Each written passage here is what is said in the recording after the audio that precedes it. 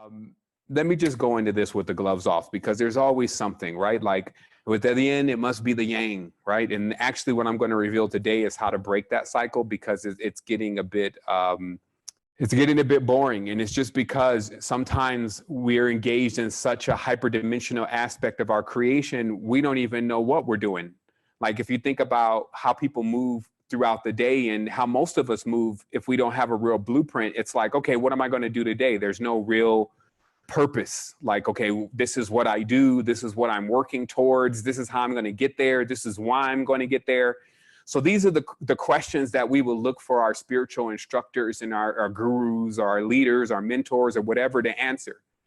And what happens is that, you know, I've always still seen myself as young. Now that I'm getting older, and like I'm about to hit 40 here. So now I guess I'm going to eventually get to the point where I'm going to be the elder that's giving the information, because I was looking to the elders and looking to the information that was out there to get me acclimated to what I was experiencing in this grand climb up to my ascent, right? So whether that's, again, you got information from secret societies, you have old books about, you know, magical powers from ancestors, you got witchcraft and warlocks and voodoo, and you have all these different systems that proclaim to actually understand how to work the machinations of this existence and get you to where whatever you desire, you receive, right? That's the whole height of magic, is when you want something, you can just have it when you want it, right?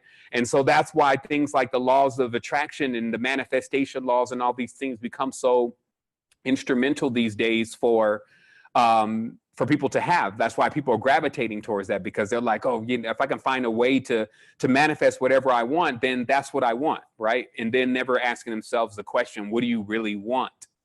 Because if you were in front of someone that can answer all questions, but you just needed to present the question, what question would you really ask? And would the question, or would the answer that you get take you to another level, or would it just lead you into another question? Okay. So with that being asked, I would first address, let's say, for instance, if I got to ask something that had answers to everything, the first question I would ask it is, how could I operate? Like, how could I do things that in a way that it will always be in my favor, especially from what I've learned on Earth so far. I've learned on Earth so far that you can take a ball with all your strength and throw it at something, and sometimes it could be the equivalent of that ball hitting a wall right away, and then that ball hitting you in the face. It's like what we call instant karma. It's like all the strength that you just put in something, it could just come right back and hit you right in the face right away in this realm if we don't know how to direct our energy and direct our power.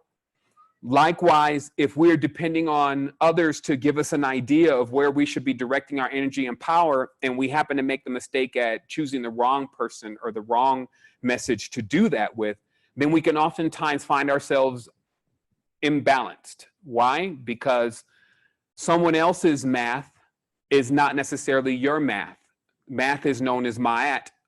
Ma'at must be kept balanced in all the ancient traditions. So it's saying you got to keep balance. Then on the temple wall, it says, Nothi Seaton, know yourself. And then that's coming from a Kemetic glyph that means the same thing. Know yourself. Not know everybody else. Know yourself, then do your own Ma'at. Keep yourself balanced, because you have your own uniqueness. And you will be able to prepare yourself during this life, if you can do that, for the great afterlife, which never ends. So the whole purpose here on Earth is really the actual afterlife process. You want to have a great experience here. You want to have a great time. You want to really work with happiness. You want to grow into harmonics, and then you want to start expanding, and then you want to keep moving from there. Anything else that is contrary to that, you really don't know.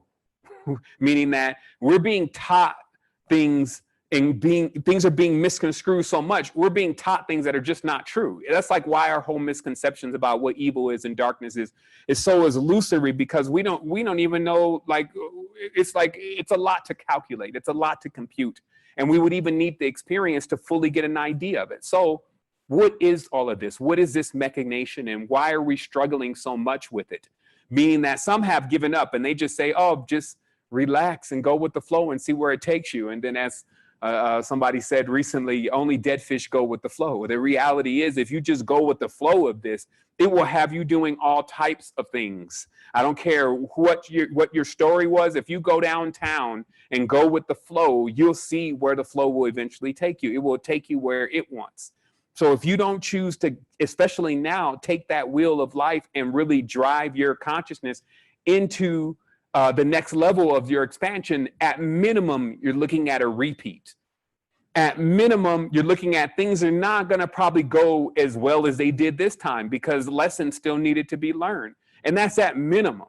The story could be even more nefarious and even more malicious about how our own consciousness and the fears that we experience when we can't bring our own light and when we can't vibrate to a certain level, and if we can't motivate ourselves, when we get into a space where we would now be tested to have to do that, meaning all of our governors are off, all the protections off, mommy and daddy are gone, now you're outside of the womb again, are you going to ball up gaga goo goo baby and know nothing at all and put your thumb in your mouth? Or are you going to be going into that with full awareness that that stage itself is but another preliminary for another phase as you're expanding and becoming back to who you truly are, which is the original. Now, I got to explain this because this is a bit to stomach, as I said before.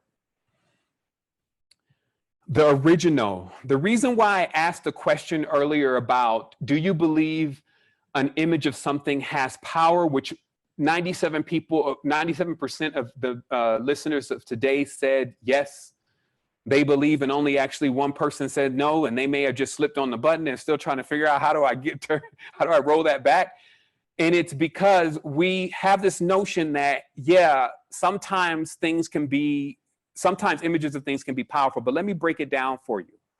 Now, first of all, we saw the indigenous talk about at times that taking pictures was not a good idea for them. They didn't like that whole thing. You take an exact image of me and then you put it.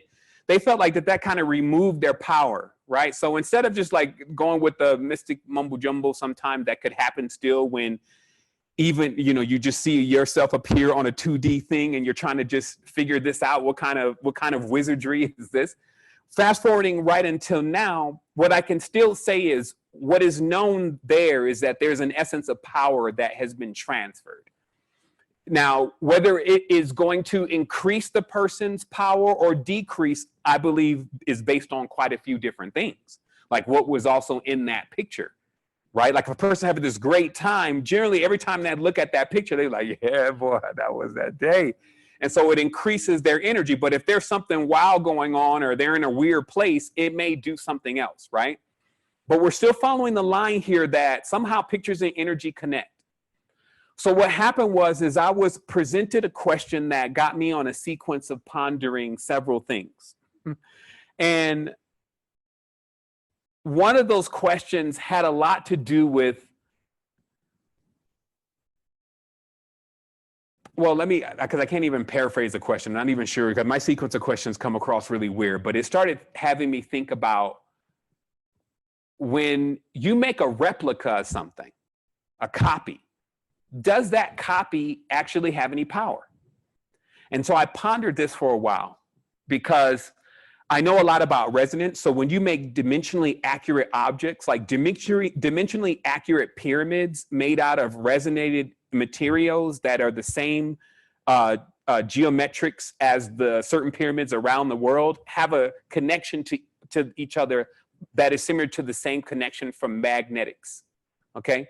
So the shapes themselves, the geometries themselves actually cause a magnetic connection.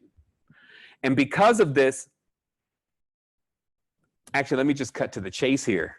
I had like a really strong experience when early in the days when I was studying to find God, I came across these objects called talismans.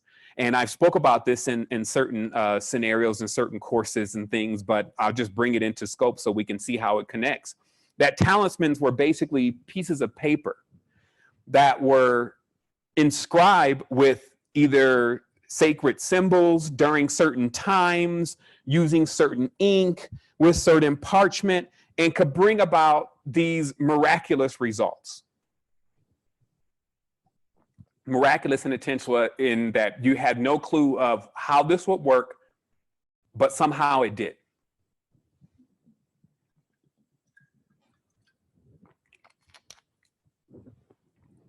So I came in as a skeptic. I came in as a skeptic because I said, you know, how can a piece of paper affect something? But I followed the instructions because I was actually in need of a breakthrough, and I was actually looking to see if I could expand and meet this being known as God, because I needed to talk to God about some things that I had gotten myself into. And since I happened to be reading this book, and it seems like the people that were involved in the book had some connection to God and had said these talismans would be a connection, you know, I wasn't looking for like to have somebody fall in love with me or to have all the money in the world. That wasn't like my query, but there were talismans for that in there. This one was just about, I just want to meet God and have certain levels of wisdom to be able to communicate with God. Okay. So I went through the whole process. The process was like, you know, a few days of fasting, you know, making sure that this thing was pointed in a certain direction, you know, being observant of this particular energy coming across the constellation, etc. And within 3 days, it was done. Okay. And then when I was done, I was like, well, what do I do with it? There was like no instructions that were saying like what to do next. Like, do I type run or what should I do with it? So because it was getting towards the evening, I was like, let me just put it under my mattress then. When I woke up, or I guess flew out of my sleep, I was not actually in this world anymore.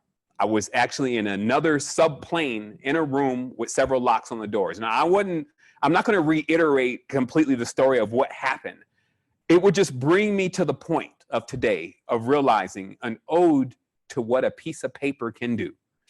That somehow that process unlocked a different world that I was able to get into with the astral body. So needless to say, I didn't make any more talismans after that, but I always understood that there was a deep level of power that I still needed to figure out how did that even work. And as I started realizing and knowing more and more about metaphysics, I started seeing exactly how that works. It works on resonance. It worked on the intentions that I put in there, the fervor. Like I really believed actually that this was going to work. It's funny how I needed it to work. That's the reality of things. That's the intention. I need this to work. So, you know, if you're just back there as a skeptic, like, let me examine, it ain't going to work for you. But if you actually have some intentions for it to work, it starts forming itself accordingly, like a lot of the stuff that you're going to see today.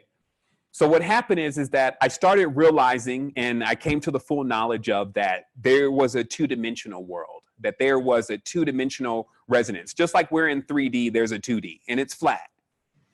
But everything there, even though it's flat, it actually contains the energy and the essence and all of that. It's almost like it's a world. It's almost as if it's alive. So then I started thinking the other day, since I've known this knowledge already and certain questions were presented and the wheels started turning, is it possible that I could be an image?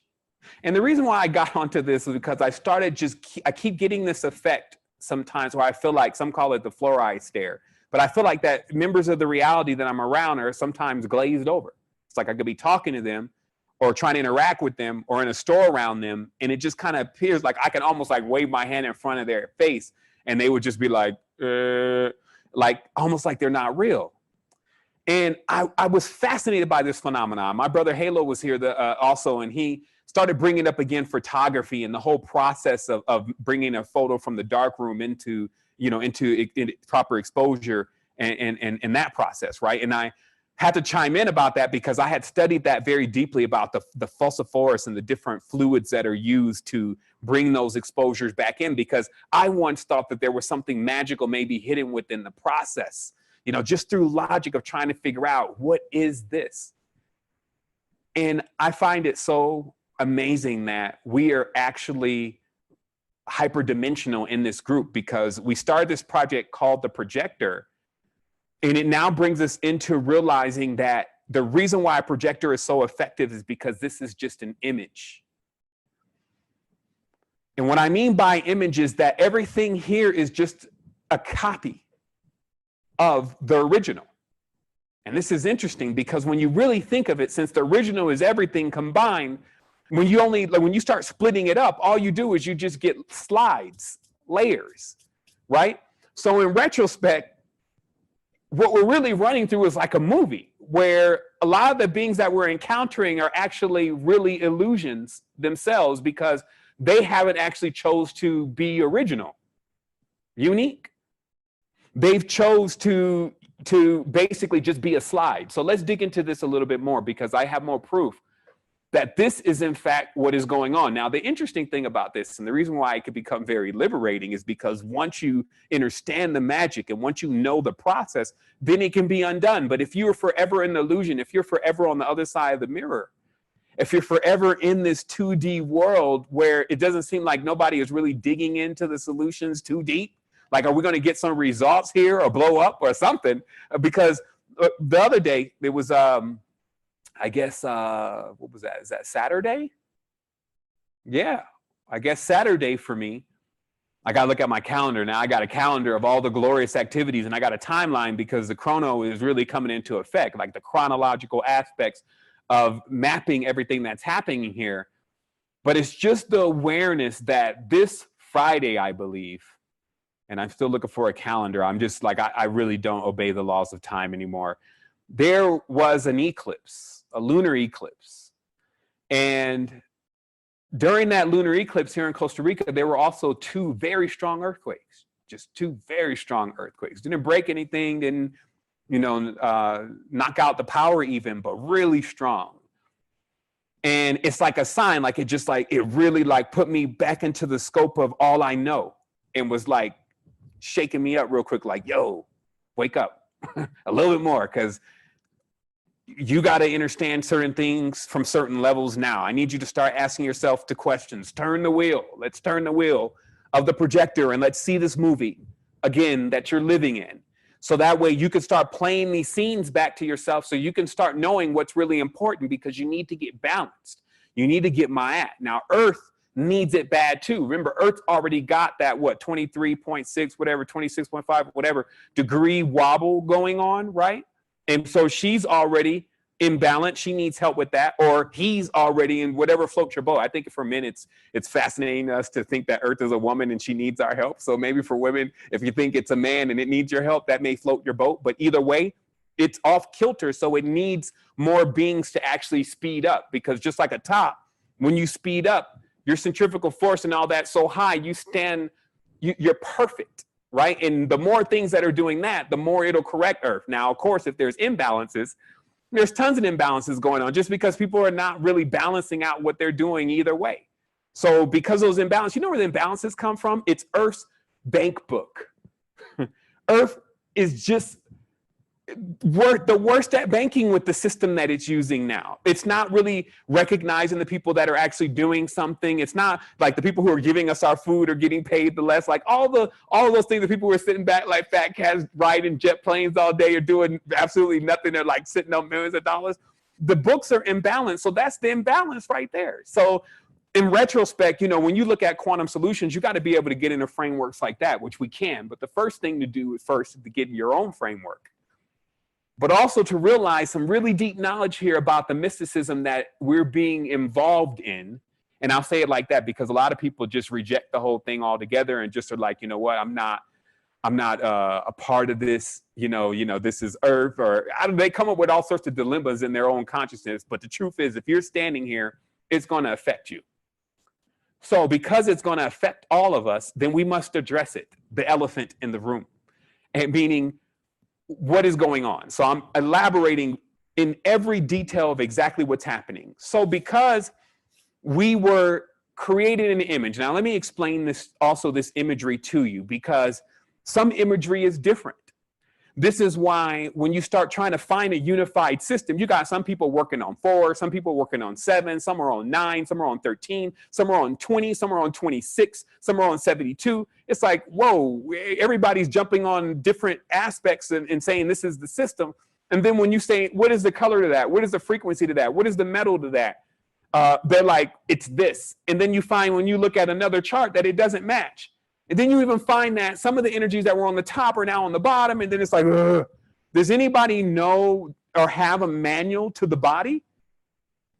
No. All these geniuses, all these gurus, all of these spiritual teachers, these priests, all these, self-proclaimed prophets, None of them has sat down and agreed yet. What is the real unified system that we're on? A course like the cosmos. Why do we know it exists? Because if you notice the nature around you, you will notice the butterflies come out at a certain time. The bees come out, the trees get green, then they get brown, the clouds come in, the rain comes out. There's like a clock going on here.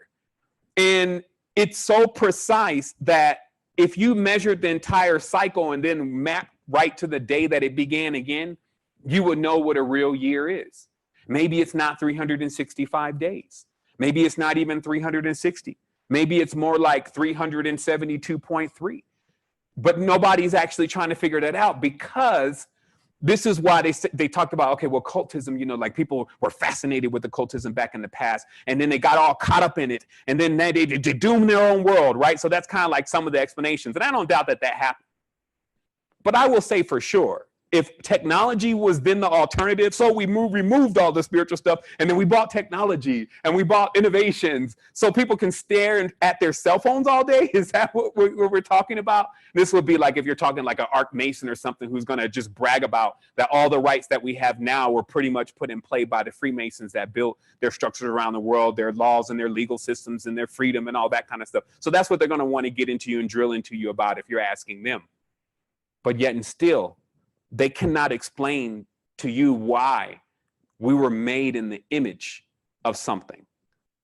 Okay, because look at the wordplay. In the Bible, God says, let us make man in our own image, in our own likeness. Okay, so when you're doing in that kind of thing, and when you're speaking like that, that means that, because I told you that God in the Bible is actually a king, an old king.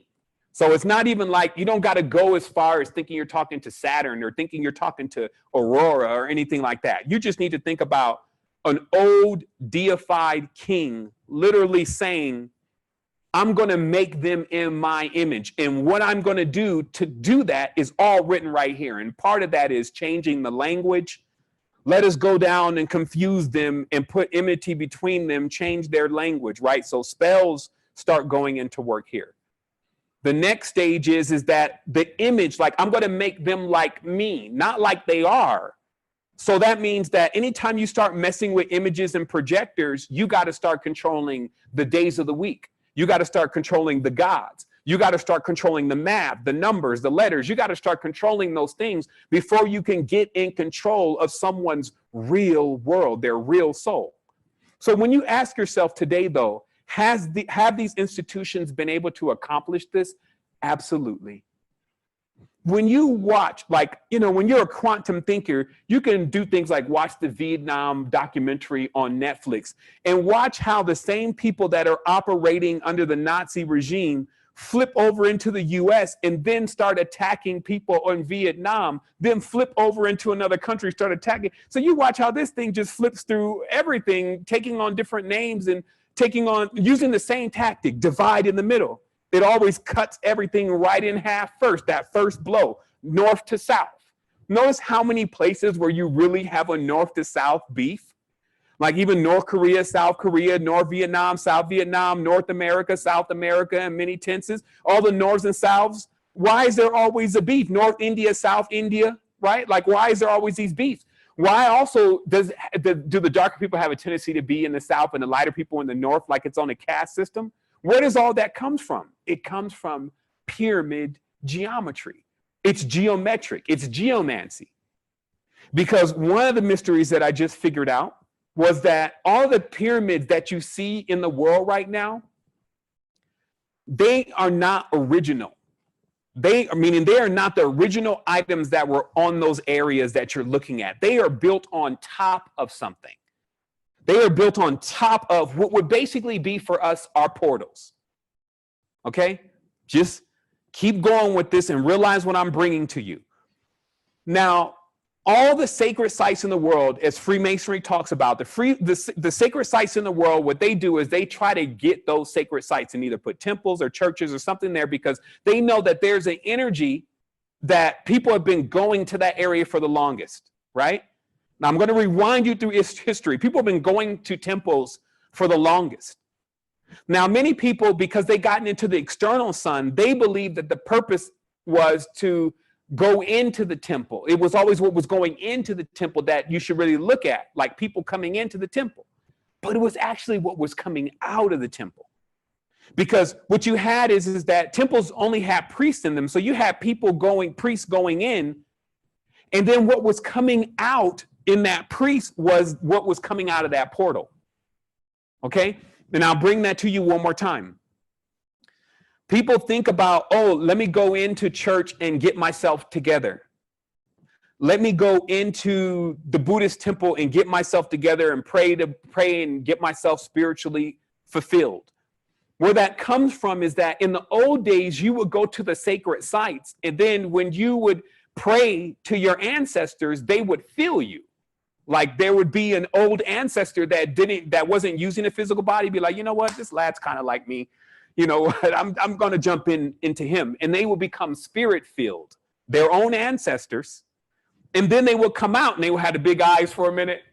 And then right when you walk out of the temple, there is the accoutrements, the Wa staff, the sphinxes, different things that you're going to need to deal with earth plane as it still stands right now. What we're not seeing because we're sometimes too many layers behind in the illusion. Okay? So continuously going with this to realize again that what is coming out of the temple is what is most necessary for us to see. We should also see that, okay, now let's say we try to go a little bit further. What is all of this? Why are people going to the temple? Why do they come out different? Why do they feel like that's a place that they can really connect with things? What is it? It's the womb, okay? Duh. It's the womb itself. It's the place where souls come in and out. It's the hole, the chasm. And of course, you know, you're laying by the hole, no telling what's going to happen. So people just started building these. It was like they started worshiping the hole, basically. That's like the goddess worship in itself. It's like, this is where we all come in and this is where we go out. This is sacred. Let's build this. Let's build this. And that's how that started. That's how the acupuncture or the chakra points of the earth were found, because real souls were coming out of them. So now when you fast forward into the future, pyramids are on top of all the places souls come from. I don't have to be a genius to get what could happen to a soul if it comes out in a pyramid rather than coming out in its original design. It's probably going to come out thinking that something's on top of it, that is in this rat race trying to get to the top versus expanding, that, you know, it's got to believe in something that's up there, that it's really down here since it started off at the beginning. It's going to, pyramidal shit basically is going to happen to that being, for better or for worse. Now, I have facts, evidence proving, like even in the Aztec country, they had an earthquake, right? Just recently, and it cracked open one of the pyramids, and then they found all these other rooms, and they're looking at the room. They're like, the rocks from here don't match at all this structure that's on top of it. And then it's happening in a lot of places around the world, that the pyramids that are built, they're built on top of our ancestors' reincarnation points. Okay, so let's desist for a minute, because that would get us into university semester 3 too deep. But just to realize once again that then when something says, let us make it in our image, we still have to realize that these are copycats, okay? So they're getting this from somewhere else. So I would desist on talking about the one who gave you English, the one who gave you all these different laws, rules, edicts, decrees, bulls, their marriages, and all this shit that they've concocted, their oaths, their pacts, their rituals, in their language, their mysticism, their vows, their owls, their tones, their nouns, all of that you've learned. I'll desist, because I'm going to show you how to get that under control, but I would desist on that to highlight for one moment that there has to be an original, because they are copiers. They are copies of copies of copies is what you have going on here, right? So when we think about the original, though, the reason why all this can go on is that the original is so powerful that even an image of it can do something. We are images of it. We can do something, and we're not even completely into the original aspects yet. So imagine what we can do. One moment.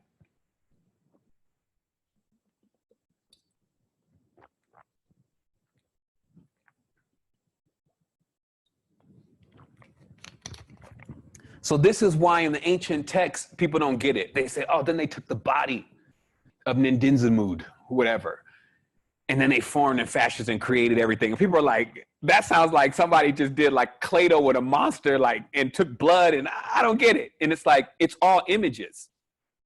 When you take something, however it's done, like through refraction, and they got enough refraction, mirrors, suns, whatever. When you reflect something, it breaks it down, and then it becomes an image, but it's still animate. That's the magic. Okay, that's what creates magic. That's the disconnect point for a lot of people. They don't get that just a picture of something actually has power. And that, in fact, the more powerful whatever that thing is you have the picture of, the more powerful that image is. But there is one more key. Belief. And then the transition of belief into knowing. To even believe it. Okay, that's why I say belief first, because I've met people who don't believe they have a soul. They don't believe they have a spirit, and they operate as such, and thus they don't. To be honest, like the way they carry on, they don't. Because there's another part of this that if we don't tap into certain parts of the image, if we're not aware of the original, then it does not exist for us, because we don't exist anyway. As an illusion, we don't. We exist only as originals. That's the only real existence. Because, see, when you're giving me a copy, it's like you're giving me a counterfeit. It's like you can't pass that off to me as the real thing. Like I can't pass this version of self off as the magnitude of me. It's just not, you can't sell me this.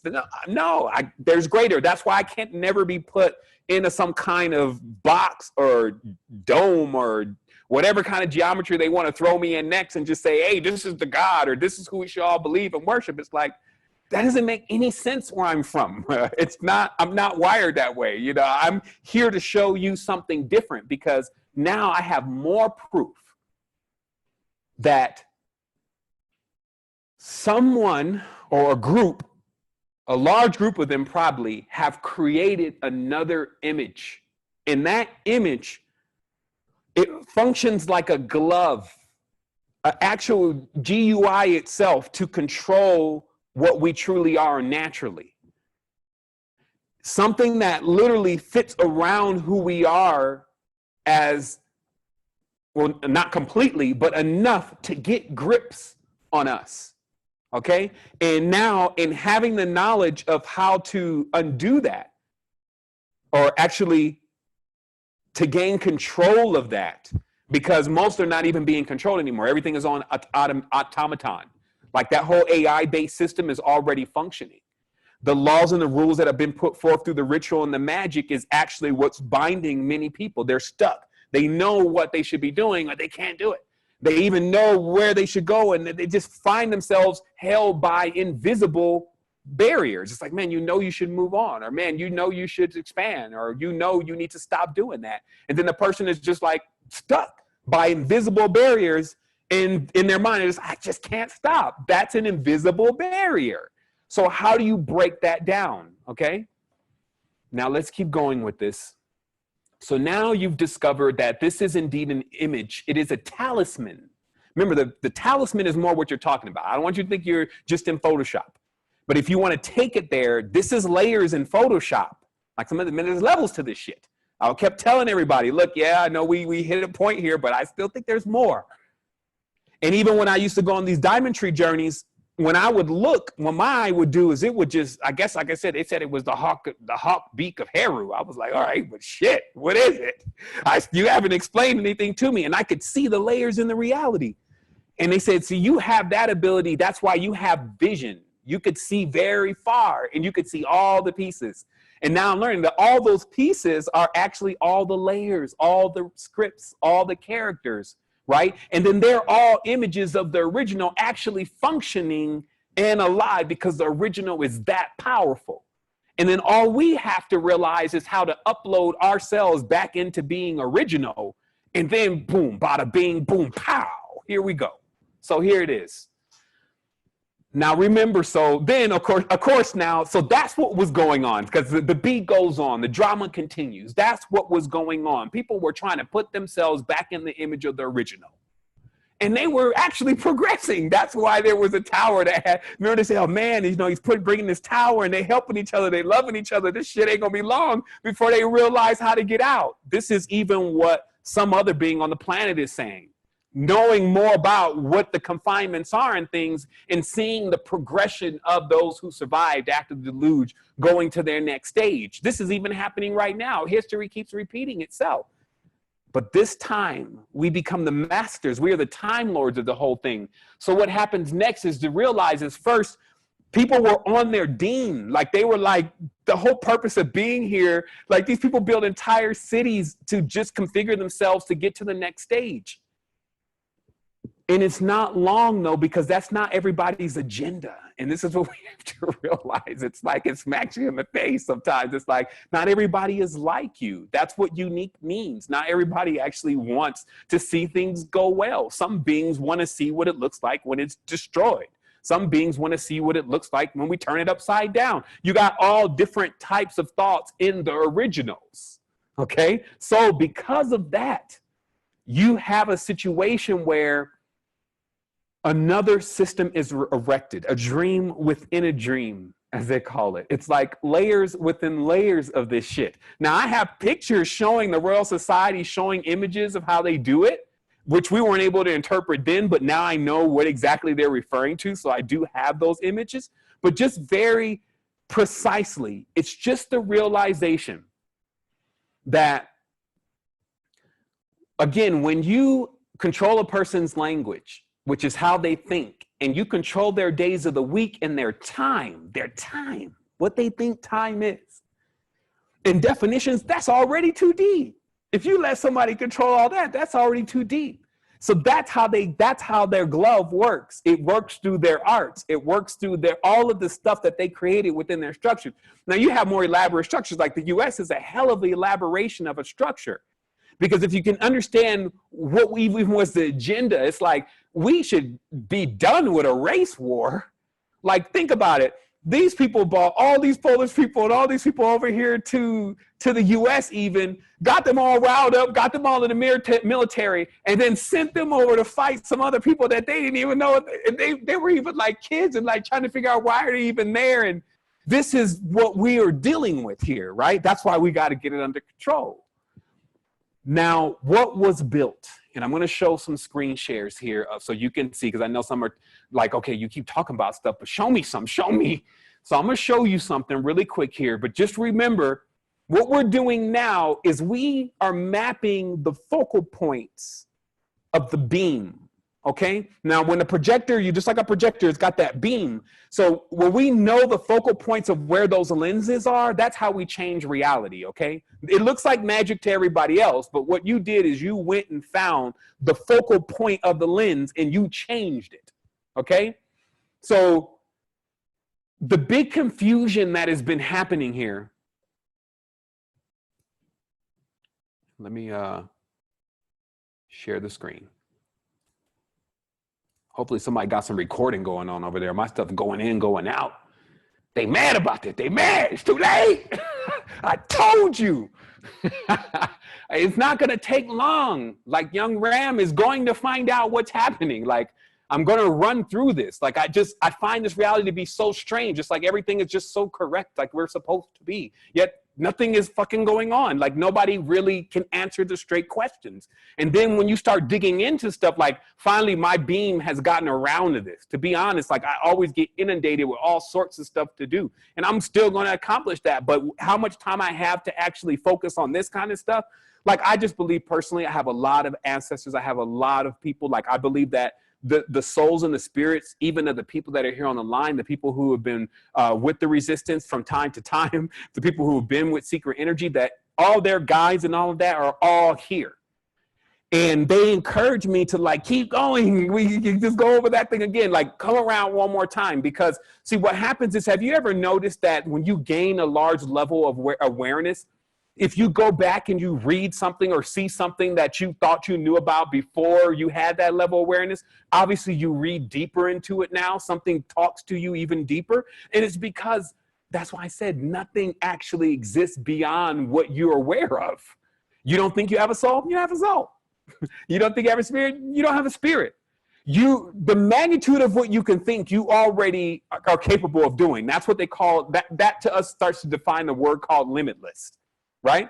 So I'm just showing you the mechanics of how this works, because you got something. If you want to imagine how powerful you are, even being an image, it's already animated. Even being an image, you're already off the chain. Even being an image, you're running around, you're cussing sometime, you're having a great time, you're going through maximum pleasure, you're even just being the image.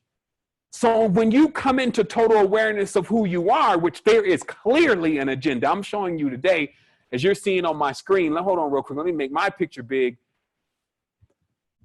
There is an agenda, baby. And I don't know who or what or why or where, and I don't care. All I know is I'm dipping. And those who are with me, we're on to the next stage. So check out what happened. So what happened was, obviously, there's been a lot of simplicity happening with the network. I've been looking at some of the simple things and seeing how powerful it is for us, and noticing at times when some of those things are missing. Let me go over here with it. For instance, now when we're developing this network, and I say we're because it is collective, and what happens is that I've been working with this network for 9 years, okay? Adding things, working to really put the major things in there that I think are major. But this last upgrade, which I've been on for about 4 months, of all the different tools that I've created and put into play, and there's a group that is now formed, and we're working together on getting things done. And these creations have been on an entirely different level, but they've been speaking to us in a certain way. It's like, if you're willing to come out here, we'll show you. Like, I'll tell you the truth. Like, some people, they're always wondering, like, what are you doing? Or what? It's just the ability to make the thought, the action, to pursue it all the way, to actually see the physical result. Like, if this is true, then we should be seeing something. Like, if there's progress, we should be seeing that progress. If there's communication, we should see the results of that communication. So I've been doing a lot of communicating because I need to know. You won't hit me with an eclipse and 2 earthquakes without me asking some questions, okay? Like, I'm not gonna have the entire ground underneath me shaking hard and not ping a question to the higher self, like, what's good? I mean, you call your ring? Yeah, I need you to step it up a little bit because you're on time, but I just love to do you like that. It's like, geez, man, give me a break. You see, I'm like full throttle. But anyway, it starts communicating me, higher self, together about simple stuff that keeps us unified. For instance, this calendar, which is now at secretenergy.com/global calendar or global-calendar, cosmic-calendar also. Actually, and this goes live at a certain point, you can have links to it. I send links to it. People have links to it already. Some people see links in some of the Facebook videos, so they have access to this already. There's a new Facebook video, or excuse me, YouTube video. It's not loud, according to what people are saying, but inside the description, there's some links. And I'll share some links before the end of the show. Actually, I'm sure somebody will share a link anyway. But what I've done, like a sliding under the door with it, because it took so long. Do you know that I have spent years with stuff like this? Like, this chart, you see how old it is. It's like old and dusty. It's like a perfect example of how many nights we spent. Let me bring this closer. There we go. How many nights we've spent working with planetary correspondences, chakra correspondences, in song or deity correspondences, number correspondences, age correspondences.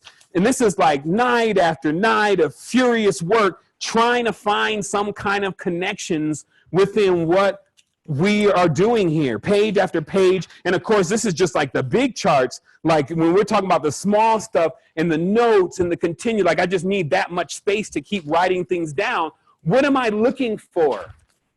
It's like an alien on the planet searching for something sometimes, I feel like. What am I looking for? The blueprints.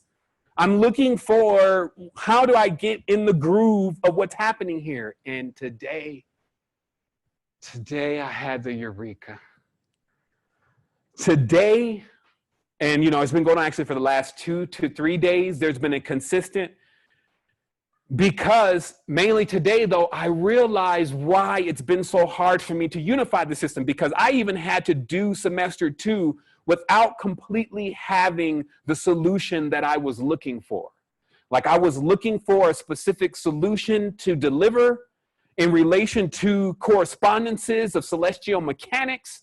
And unfortunately, I was baffled at what I was presented with, meaning that when asking occultists what was some information that we could agree on about chakras and colors and frequencies and entities and all that, I only found what I find in the New Age community sometimes. Lots of dissension, lots of thinking one is aware, but still basically vainly reciting, meaning repeating what someone else has said or has done and not actually checking where did that even come from and why does that even connect? And because there is so much of this information out there, I mean, people are creating new charts daily, proliferating buffoonery in high definition is what's happening, because when you look at these charts, they don't match. They're not correct. Why? There's at minimum, two different systems. This is why there's a great marriage. The spirit is all in the soul, or excuse me, the soul, the spirit and the flesh. Let's use those two today, okay? The spirit and the flesh. I'm going to need 2 batteries here in a moment, but I'll take a break in just a second. But the spirit and the flesh don't get along. They don't. They're nothing alike. It's like male and female. Somehow they're together, but they don't get along. They need each other to somehow keep something going on, or what is it? That is the relationship between spirit and flesh. And then what happens is that you got spirit and flesh infused together. This is what our existence is. 2 total opposites are now in a relationship infused together in a marriage. So what happens is that the magic that created that, because, sometimes says, you might say, Mom, so what attracted you to Dad, girl? And boy, that magic. He just had that magic in his eye. That magic, okay, what that is about realizing that not only do opposites attract, but you have an entire system going on here of, like I told you before, yin yang, yin yang, yin yang, yin yang, yin yang, yin yang, yin yang, yin yang, to create a perpetual machination, a projector of slides of memories of all the illusions that still are in the play together, acting out their scripts before they decide to become original. Okay? Like, look how it works. Look how every single thing, even now that we're playing around with in the reality, hints to what I'm telling you right now. Like I told you about computers, the CPU, the processor, the memories, the control points, the circuits, the stars, the sun, right? Processing in the cloud, processing the clouds or the thoughts or the ideas that everything is having inside of the mainframe, right? So this is how that all connects, because at some point in the unknown nothingness, something concocted whatever to begin to bring things from the nothing to the something. And that process is what we are witnessing right now in our existence, but also even more closely with things like this calendar that I have on the screen. And not only, and I'm going to share that, not only did that happen one time, but I can give you now 2 times that it happened, okay? And this is why things are so confusing now. When I say 2 times, it's because you have a clock, if you may, for your spirit, and you have a clock for your flesh. And now, because the flesh is so entwined, you also can't almost differentiate the 2, but you have a clock for the fake matrix. See, that's what's happened. The flesh side, which belongs to nature, that ran on a natural clock, has been pulled into a high level of mysticism and is now being operated by an entirely different clock. And let me show you.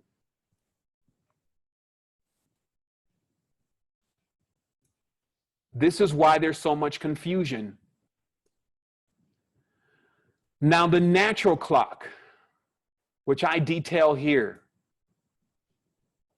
And this is from the compilation of years of research, because I've actually had to put devices together that do work and do things, but based on a universal system. So when working with that same system, but still unifying it even more, because I'm going to do elaborate work on this. Like if I know the element, because like for instance, with mercury, you can't even handle mercury. You can suspend it. Like there's some suspended mercury in different places, and that works for the essence. But even still, to just have it around, it's mercury. But mercury also, because it's on the periodic table, has a connection with another element, because that's how the periodic table is put together. So it's then easy to find all the elements of a specific day when you already have one element, if that element is accurate. You see what I mean? And so what I did was I spent a lot of time in putting together accuracies. In fact, let me see if that's there. No, it's not. Anyway, it's not important. It's just a process of how long it takes to do something like this. And I just lapsed it just to see how many hours go by as you're throwing all these different things around that everybody is just saying works and this and works. And then you're dealing with your own knowledge. Like I got a lot of awareness of occultism. So at this point, some stuff is just a no-brainer. Some things become a bit hazy. And then all of a sudden it just clicks together. Again, one eureka is to realize there is no unified system completely between the body and the spirit, because they're off. It's the same thing it's the same thing you come into the realization of when you're trying to find out why is there a conflict between these two poles. They both need each other. So why are they fighting? They actually need each other to actually have the conflict to generate energy. What kind of madness is that? That's the mechanation. Okay? And because of that force, though, in the realization of that force, it gets you into the awareness that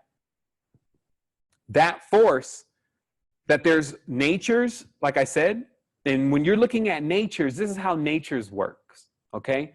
So you see here the secret energy calendar. And by the way, I was going to put all these calendars in, and you can toggle them on and toggle them off.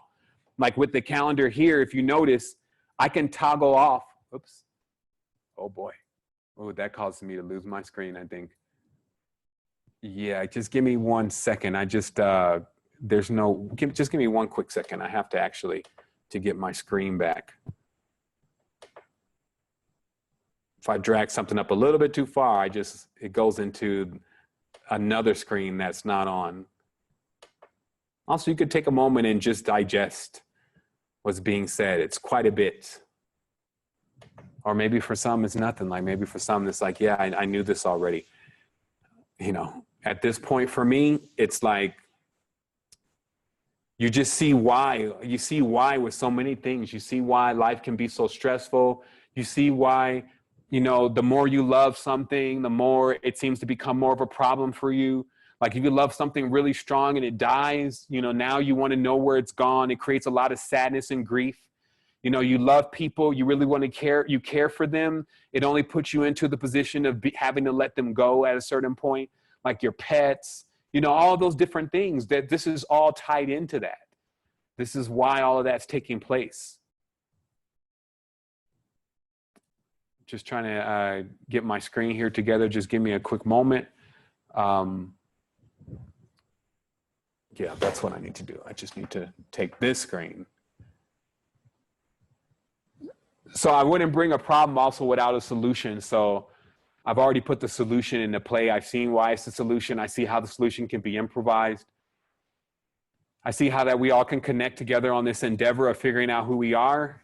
And we have now enough tools that people can also contribute to where it's not just one person or a few people just doing something that really could benefit from a lot of people joining in and doing it. Even these calendars, now we have in these calendars, these group invites. And I'm assuming at this point that my screen is back on. Actually, let me do it again. So with these calendars now, anyone can now add an event, and we can approve that event on our end once it's added. Anyone can ping this calendar, like they can add it to their own calendar with the iCal and the RSS. Let me blow this up a little bit because I know it's like super small because using a widescreen.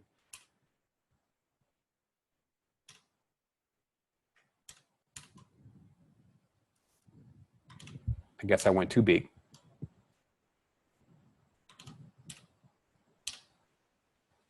But at least allow me to show another part.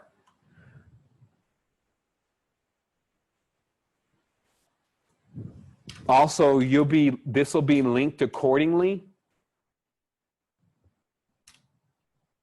I'm trying to actually take back over the calendar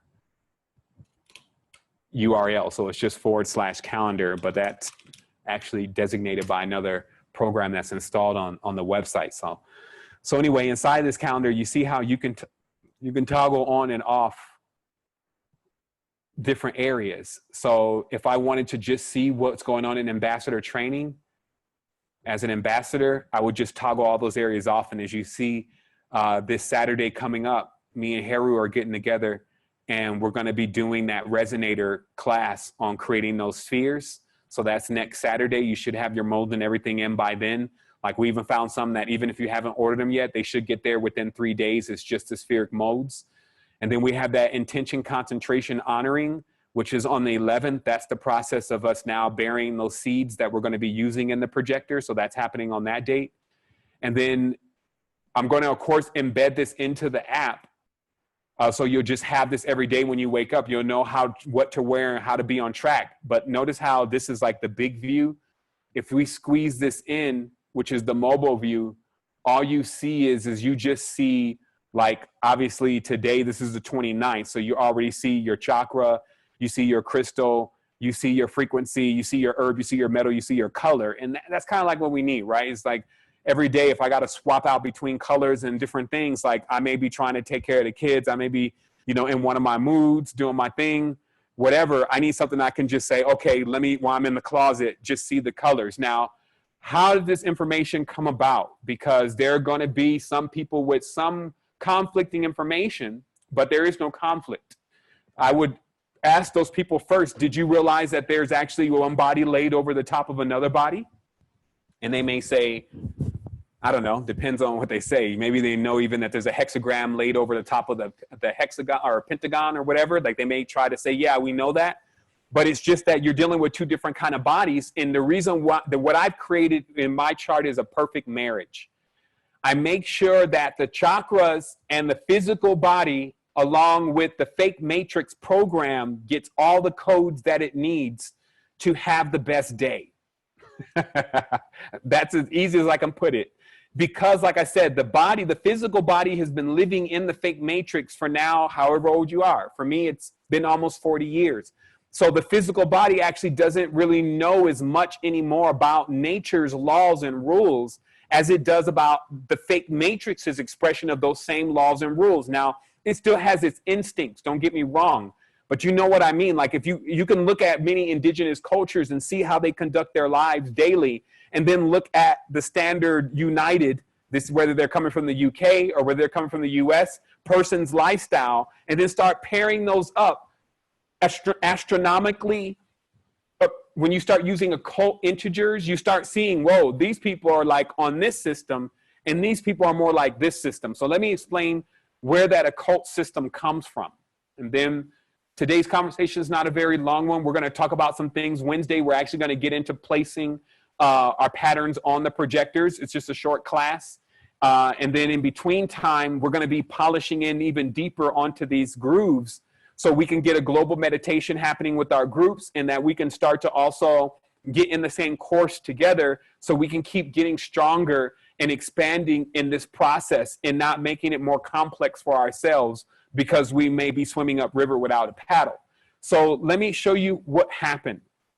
So when the new system came along, it was because these different occultists, kings, you name it, they had cracked it. Somehow in looking into nature and music, and that's why Pythagoras had a lot to do with it. As you see, Apollo, who's the Greek sun god, is sitting up here, but he's actually sitting on top of what would be really your chakra centers in this image. This is what this image is. It's an occult version of the chakra centers. What are we going to call it? Let's say the template, the glove that's used to control the human soul through the chakra center body consciousness, okay? So in some of these pictures, what you see is just indicators like the music, which is the frequency, the three sisters, which is Luna, the moon, the power of the birth, the regeneration, the sustaining, the mistress, the maiden, the crone, those steps. You see even the Apollo again holding in his hand an actual musical instrument to show you this is about tones, this is about frequencies, right? And then you see a lot of the same motifs that you would see in some of the more ancient cultures like the lotuses and this kind of things that show you reproductive symbols. But again, you really get them stylizing this as actual kings in the world. Look here, Saturn as a king, Jupiter as a king. Now, this is because they're laying over their own system on the top of a planetary system. And this is why there's so much confusion, because a lot of people reckon these entities as actual physical people, when really what you had is more learned men and maybe sometimes bloodline angelic connections actually masquerading around Earth as being the originals. And that's all I can just put it as, because now that you really know what the original is, you realize that the moment that someone starts dividing it into something is the moment that they're not original. That's how it works. So still though, in the division, there is power, and this is basically the power of that kingdom. So when that kingdom was brought to Earth, which is what you're seeing here, is some of the last imagery of how that system, and let's just make these big so everybody can see the connection, how a system that shows you why it becomes so difficult to connect these modern systems. Like when you say, well, what chakra is each day of the week? It should be Monday to Friday, right? And then, or Monday to Sunday. And then from that, we should be able to then line up all the chakras, like according to the tones, right? Like the days in the week are in order, the chakras are in order, the tones are in order, right? No, that's not how it works. Why? That would be the big question. Why change the order from nature to something else? Well, all I could say is it probably would lead to a big mix-up, but you would have to get yourself out of it before you realize that. So how to untie the knot is what we're talking about here. The unbreakable knot, as they call it. Notice how the moon, and this is like, these pictures were already small, by the way. So if you're thinking the resolution is bad, it's just because the resolution was never good to begin with. And it's also because these charts, let me explain, I've had to compile so many different charts over years and years, but to finally see when going over things again, bingo, we got something, we got a match. And what you're looking at here is, and let me move me out of the way, is notice how right here in the beginning, which is the root, it begins with the moon. Then it goes to Mercury, then it goes to Venus, then it goes to the sun, and then it goes to Mars, then Jupiter, and then Saturn. And literally demarking that Saturn, the celestial sphere, is basically the last stop in the crown or the third eye of this particular template that they're using. Then we look over here, which is coming from another system, and we find that they bear witness that Saturn, see, they have the stars up here, but Saturn, then Jupiter, then Mars, then the sun, which some people just automatically put the sun at the top because like it's the sun. Venus, then Mercury, then the moon. Okay, and this step, or you see, this is the entered apprentice leaving purgatory, which is basically the land of limbo, nothingness, a fool, knowing not where they are, walking up the stairs and reaching the first level, which is the Lord or the King, the one who has been brought down. Okay, so the first step on the ladder. But notice it's not Monday, Tuesday, Wednesday, Thursday, Friday is the big issue here. Hello. Next is we also have, let me see, where's my other chart? Yes. Another system, okay, stylized differently, but still bearing witness. Now, these are occultists because you can tell their symbolism, but they're coming from different parts of the world. There is a one world brotherhood. Like I told you, the priest of Amen, much of what people are seeing around them now are coming from the priests of Amen, but the priests of Amen weren't the only brotherhood and sisterhoods. Like the priests of Amen were the ones who were hiding the king, because that's why Amen means the hidden God. Amin-Ra means the hidden god Ra. So it actually says who the hidden god is. The priests of Amen, their hidden god was the king, as the term Boulay means an advisor to the king. So the king is the one remaining hidden. Just simply saying that just out of the awareness of people right now that who they're calling God was actually a man.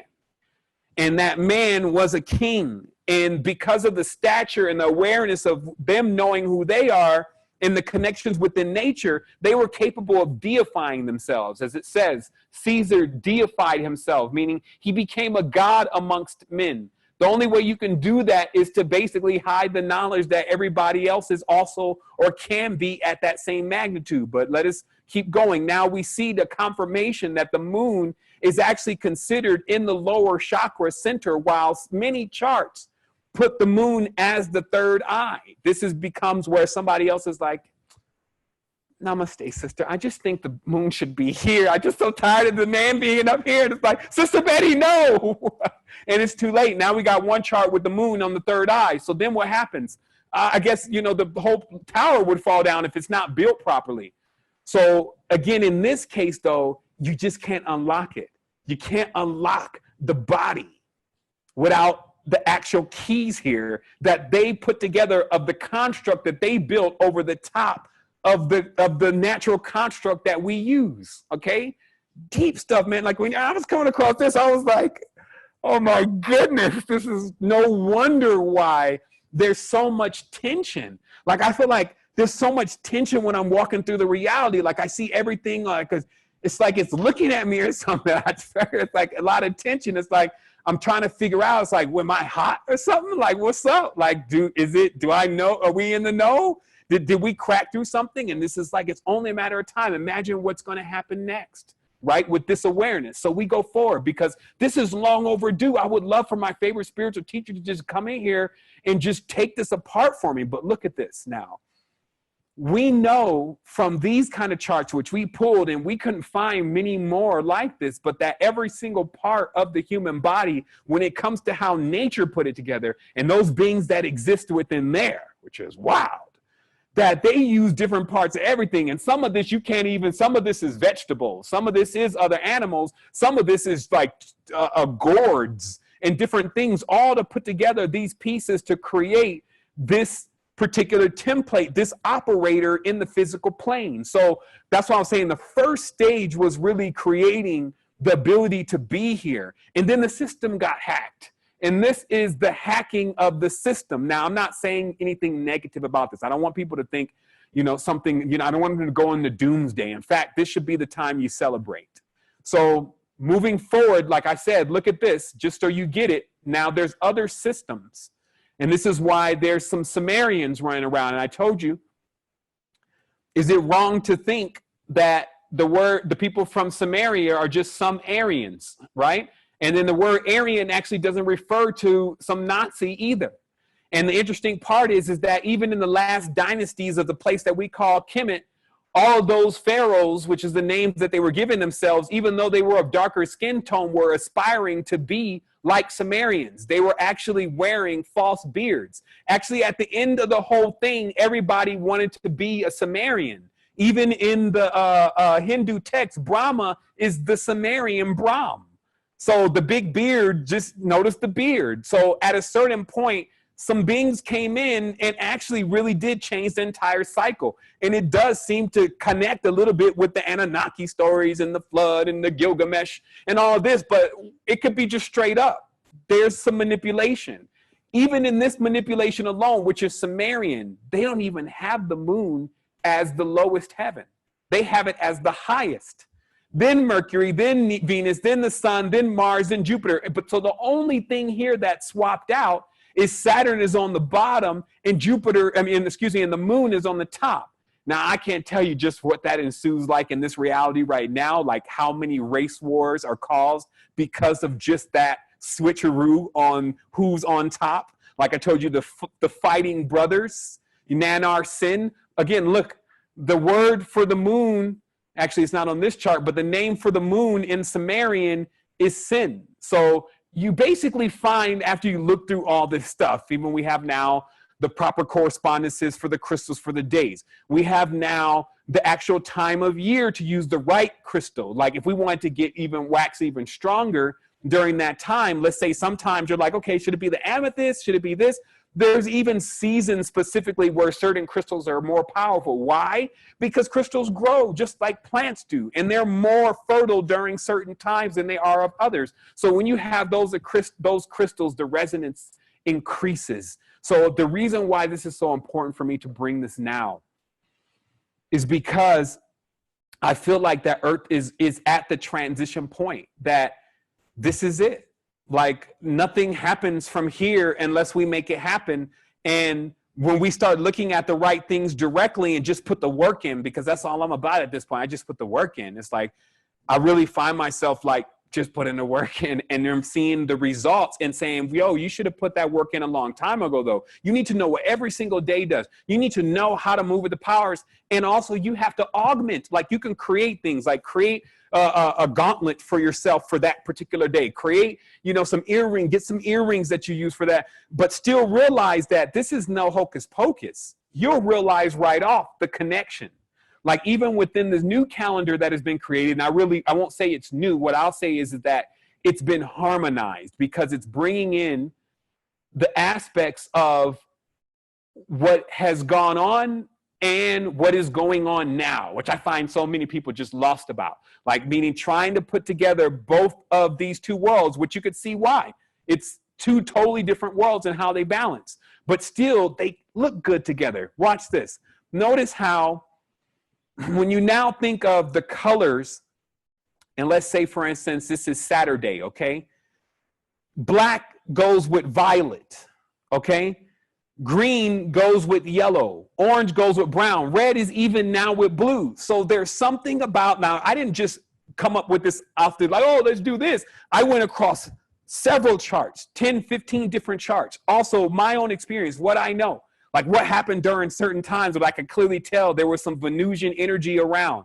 Like when the lady kept referring to Orion, or the brown obsidian ball seemed to be the best thing to grab and look into the future when there seemed to be some kind of Saturnalian presence around. Like all those different moments, and remember, oh, okay, these two must connect then. And then remembering that, okay, but it's not just one body we're talking about here. There's another body that is actually in play because they're married to each other. So let's make sure that they both get something, not that one is getting more than the other, or one is getting everything and the other is getting nothing. Let's put it in balance. So with that being said, Sevan Raw is launching on Monday, which is a series of videos that consistently come out that are shot, hopefully with better volume than the recent one, in a very fast way to keep everyone connected and in awareness of what is going on and what we are doing. And also the knowledge and the information as it continues to move through. Also processing these queries. Like there's going to be questions, especially as we keep rolling through this, we're going to come to see that this ain't no joker. And as I build this in more, you will see everything. It's like when you need the tone and the frequency, just click the button. Click the button, thing immediately download to the phone. I'll even have an ultrasonic version that nobody can hear. And that you just ride with and play it all day. I just ordered personally quite a few herbs, like not just like, your henbane and all that kind of stuff that you would see at your local markets or even your Wicca stores. There are specific resins, because you got to remember the resins are like some of the most powerful aspects of dialing in and out frequencies. But when I have these resins in front of me, it's going to be easy for me to determine what kind of calibrations, okay? Because look, so we used to be big, right? Like physically big, right? But and this was through the potions, because the potions changed the proportions, okay? Potions and proportions. Let's take these two words, right?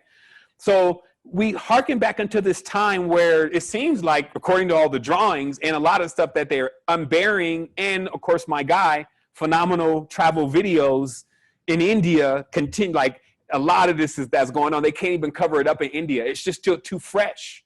And then if the impact is still there, meaning the larger human beings that have all these powers that are running with the cosmos, they done drunk the potions and become bigger like Mario, right? Like you think it's a game, but the right kind of potion, the right kind of formula can have an otherwise small, petty being on some phenomenal cosmic stuff. if they get their potion and their alchemy right, right? Hasn't anyone experienced one of these substances where all of a sudden it's a little boop boop and then rah, oh my goodness, and you're like, shit, I'm a god. Now nobody can tell me God, but eventually it just comes down as they start pissing you off and they tell you you're lying and that everybody goes through that. And I did too, so did I. I experienced that same thing. And they start really kicking you off your buzz, off your resonance. Now now you're back to the normal vibe. But did you not witness with that potion that everything became different? So, of course, there's not just one potion. In fact, when's the last time, like, where's the exploration even at? Like, they're acting like they're doing something and they're actually getting across with this. I mean, this reality, this fake matrix, this glove they built, their power glove, literally can have us illusionarily thinking that we're getting somewhere and doing something when nothing is really going on. And then the more you become woke, as they call it, the more you start realizing, actually, this looks pretty redundant. For us to get something new out of this, then, we need to actually start asking the real questions. And also, instead of turning everything down, no, I don't want that. That's not a part of me. Namaste. That's wickedness. Maybe we start looking in that to actually see, is there some images of us actually in there? It's like, oh shit, there's you in the wickedness. Turn the page. It's like, start realizing, the judge game only has everybody with a big misconception about what's actually happening here. And then when we start looking truly into this, look into yourself, you start seeing, hey, there's different me's. Why? There's at least a jumper and a catcher. There's at least someone talking and someone listening. Like they always say, hey, if you're talking and, in your mind, if you're talking, who the hell is listening? Like, is there two aspects going on? Absolutely. And these are the two aspects. And they have something to say. And they both need the same energy. This is what happens in relationships. Two people, they both need the same energy, but where are they going to get it from? This is like, if I need zinc, you need zinc. Where are we getting zinc from? And this is what people are locked into with these two poles, because they think that they need something different because I'm so different. Oh, I'm female, I'm male, I need something different. No, that's the illusion.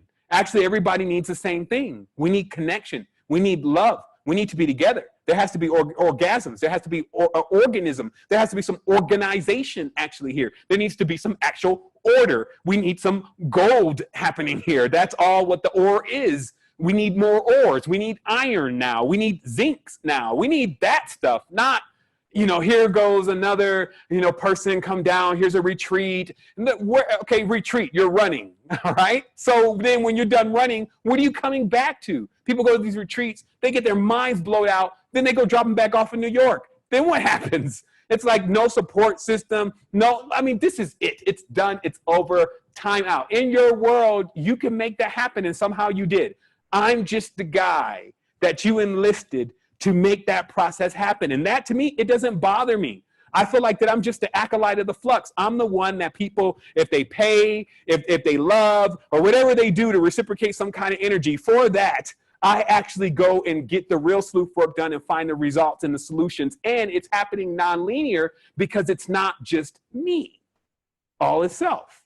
So again, my mind is very regulated. I don't have a lot of chatter going on, but I hear the voices. Like, I hear the thoughts. I hear other people saying different things. I may not be able to pinpoint exactly who it is, but I know the overall collective vibe of what people think about what we're doing. And it's very positive. It's very harmonic. In fact, it's even enlivened me to come back in this for one more, because I just have to agree. And that actual point just came, there's been a change of guard. Then it was like a week ago, there was the new, let's say the new agreement. It's like, okay, do you want to go to the next level? Do you choose to expand, Mr. Bomar? Are you going to expand? I'll be like, what are the agreements? What are the arrangements? Show me what it is, because I'm into this kind of thing. I'm kind of like a junkie for it. So what is it? And it's like, well, you got to take it to another stage. You got to come into a greater realization. This is it. It's all in front of you right here. Bam. And it'll hit me in the energetic potential of it, the potential. Like when someone says, let's picture the possibilities here. It all comes into focus, and then my mind hits it with the ultimate maxim, which is my ultimate maxim right now. After all is self, it's the highest thought is an action. Let me see you get this in action, my guy. And then I'll go and on this and be like, okay, let's get all of these charts and diagrams and stuff then, because I've been avoiding that for a year. Like, I have it really in my mind. Like, I remember after semester 2, semester 3, I was like, shoot, for semester 3 to start, we would have to make a mess of what the occult did. And I was like, yeesh, serious? I mean, I guess semester 3 ain't gonna start then, because we ain't gonna be able to do celestial mechanics, because all these people seem to put Mars where your asshole goes. So I don't know what the truth is anymore. It's like, why is all the system so messed up? Because once it's messed up, once they've made a muck of it, now you don't know where you are. Now we're clearing it out. Now we see clearly, here it is. This is done. Now my buffing to this is now when you click on the chakra, the chakra sacral one, you'll have like all the tools for the chakra sacrals, like color stuff, weird stuff I've made, whatever, it'll all be there. Somebody else made, whatever, it'll be there. When you see that frequency, you click on it, like I said, you'll download that frequency in different formats. You can have it there. And then that way, when we course together, because some may say, well, how do we know it works? How do we know it works, right? Like, that's what somebody want to say. How do I know the truth? I'm going to tell you this. First of all, as long as you got me riding on the team and I believe it works, it's going to do something. But either way, when you get a few more people on this line, which are just also is equally as energetic as I am doing this, then it will connect us. But truthfully, this is actually founded on, I got stuff over here like, because remember, I had to find out any way to create certain things, but I didn't think it was going to get to this level, to be honest. Like, I thought that, I don't know what I thought. I wasn't thinking. So reality is now is like, okay, this is grounded into something. We build on this from here. We work with this practice of connecting ourselves with the cosmos and getting the fake matrix thing. It's basically like pacifying, or what I would say is hypnotizing a cobra. This is akin to what you're doing. In fact, they kind of show you what you're dealing with here, not to freak anybody out, but this kind of thing is kind of hanging out down there. Old three-headed rebus, big face jackal, or whatever they want to call them these days, like whatever the furious thing that you've created, and all of that energy coursing through your body and all that, got to whip that thing up. Now that dragon that you've been playing around with, it's now got to come to serve you. So this is really the process. This is actually the real course. Actually, I didn't have my screen share on, so I wasn't able to show that. But anyway, on the bottom of this, and let me just make sure I just deliver that information. Let me see what my Zoom is. There it is. Just right here, just remember what we're dealing with here, what we're taming. The reason why they call it a dragon is we're talking about, like, somehow, because this is not just, it's not just tones and scales and frequencies and TVs. Don't get it confused. Meaning that a lot of people may think that, well, this is all something new, so all their technological stuff is what's at play. But actually, that's just like the technological stuff is like redundifying, amplifying, and those kind of things. The process itself is ancient. But what's being used here is this snake, like whatever this means. It could mean light. It could mean knowledge, a certain type of knowledge. It could mean something you enamor yourself with, something that you put around you, like a cloak or a sheath. So it could be symbolic for so many things, but ultimately what it says is that this is the operator. That becomes that eidolon. That becomes what you're trying to get under control. Now, this thing doesn't even have wings, so he automatically got to go in for an upgrade. But this is actually the symbolism in itself, truly replete to how things really are, that somehow spiritually a worm, which is what they call it, because they love to, in the occult, like when I know all this stuff. I'm not going to tell you that I don't know it. They look at the snake different than the dragon. And they look at the worm different than the snake. They don't get the same reverence because, see, the snake, first of all, has eyes and the worm doesn't. The dragon has wings, but the snake doesn't. So it's a different class. So you can have an entire culture trying to explain something to you in worms, snakes, and dragons. And a person could only be seeing snakes or serpents and completely miss what is the zoomorph. Like on my chart here, and this is not published in yet because I still have to dial in deeper into the zoomorphication. And let me show you here really briefly. Let me turn I told you I had to go in today. I keep turning that on. let me just get rid of that because that just looks so much like Zoom's icon. It's like all the icons on the computer look the same now. It's like y'all ain't gonna be no originals out here on the icon. Y'all just gonna keep copying each other with this blue and white. So anyway, let me just turn this on. There we go. So on this chart, I have a zoomorphification, right? Zoomorphication. What we talked about is in the ancient times that because, you know, they didn't want to work with long paragraphs and sentences to try to explain something that wasn't going to be able to be accomplished by using that anyway, they zoomorphied everything. So when they show you animals, like for instance, let me show you how the animals relate to each other. Also remember, when you're dealing with days, the day rolls into the next. So you actually have a chimera at a certain point. You actually have a hodgepodge between one day and the next. And that's why it makes it so logical. Let me look at my thing here. It makes it logical that we would have these blends going on between the spirit and the flesh, because there's also always that blend happening when things are transitioning. And that's what lineups are, okay? And that brings me to another powerful conception, is that what lineups are, you know, you can line up with somebody. Like you could have this moment where you guys click, especially with the females and the males, right? Or whatever the poles are that you're dealing with. So you can have that lineup, right? And then you click. But then all of a sudden y'all start coming out of line. It's like, well, shit, who did I even meet? You start, things are so out of alignment. It's like, I don't recognize why we're even attracted to each other. And this is because the alignment becomes off, because everybody has their own clock. Everybody has their own Mayat. And then when those things line up again, though, that's when you call them. Hey, hey, what you doing? And they'd answer too. It's like, nothing. I was thinking about you today. Really? Yeah, I was thinking about you too. I miss you. I miss you too. You know, do you want to get together tonight? Line up. So that's what's happening, okay? Let's stop being the fool here and not realizing and getting this. Playing like children all the time, still trying to realize what the birds and the bees are really about. When the lineups happen, even though beings could be nothing alike, let the lineup happen, and all of a sudden you got Saturn hanging out with Venus. That's Friday and Saturday. Let a lineup happen. You got Mercury even hanging out with Mars, and they totally don't really get along. That's like Loki and Thor. You know what I mean? It's just like you see these personalities and these traits, but sometimes they click. And the power of what I'm showing you is actually how to make them click. If you know certain things need to get happening right now, you already know how to resonate and dial in that frequency. Like one of the terms Halo took from me was dialing it in. I say that quite a bit because sometimes when I need to get stuff together, I'm like, okay, give me a minute. Let me dial it in because I need to bring in the right energy. It's like the focusing on my lens to make sure that I'm crisp and clear about what it is that I need. I don't want something that I need to send back through the projector.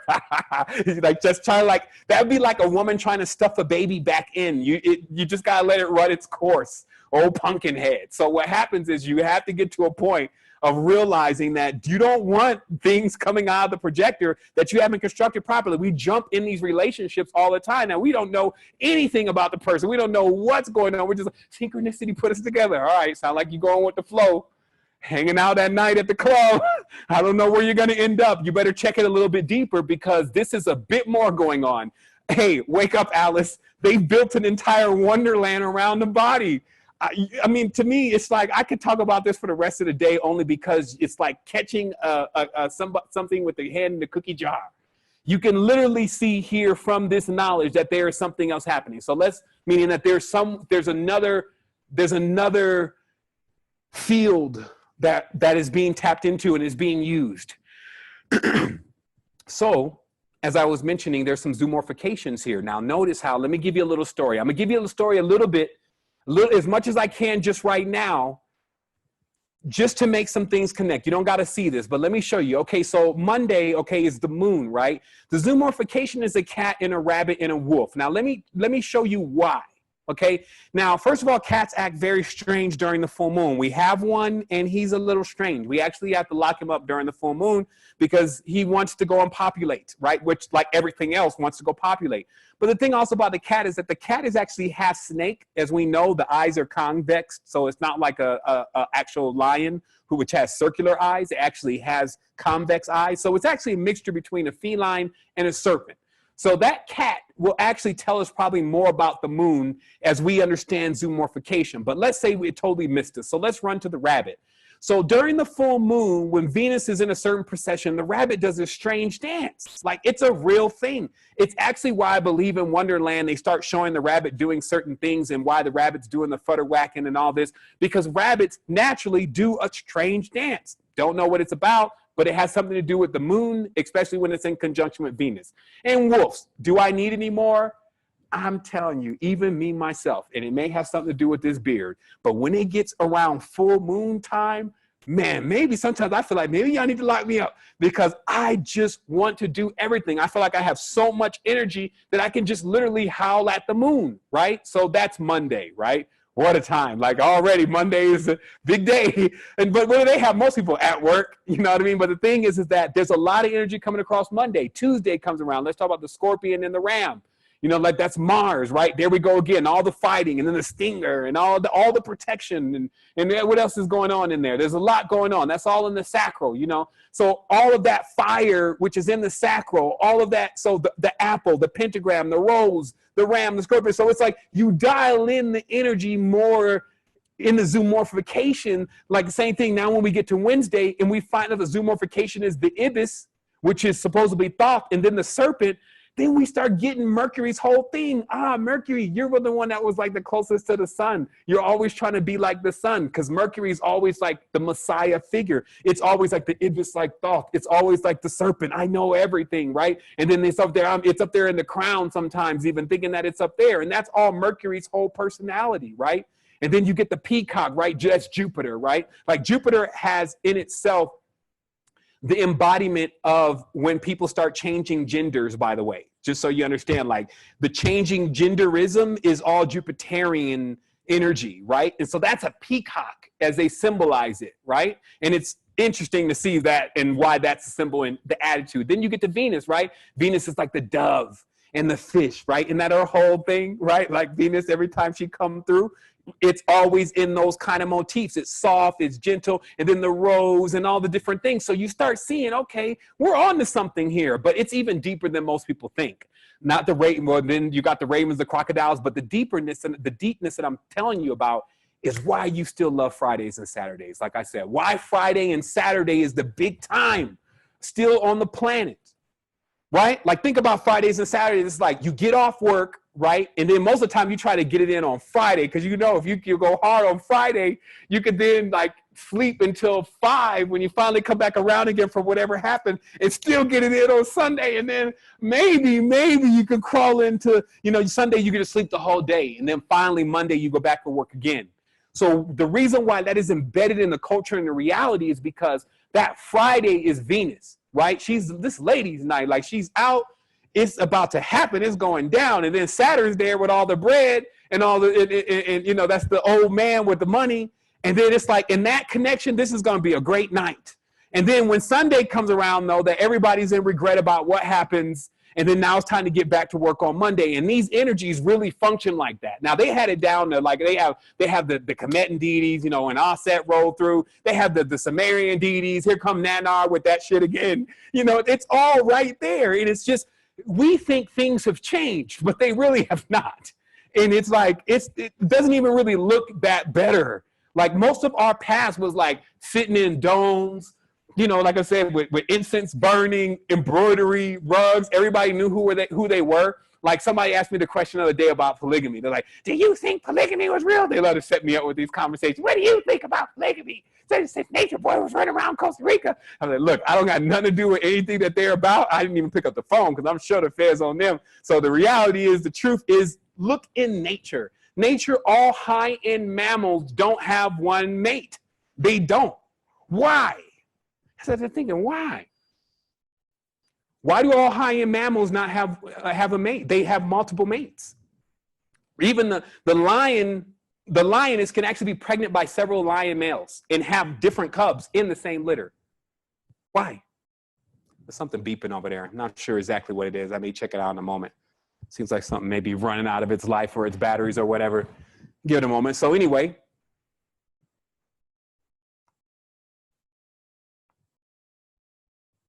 Geez, I got to actually remember what I was saying. Somebody type in the chat box what I was saying, because that was a jewel right there. You got to figure it out. Like, just in the chat box real quick. Just give it to me. What was I talking about? Just to finish it off.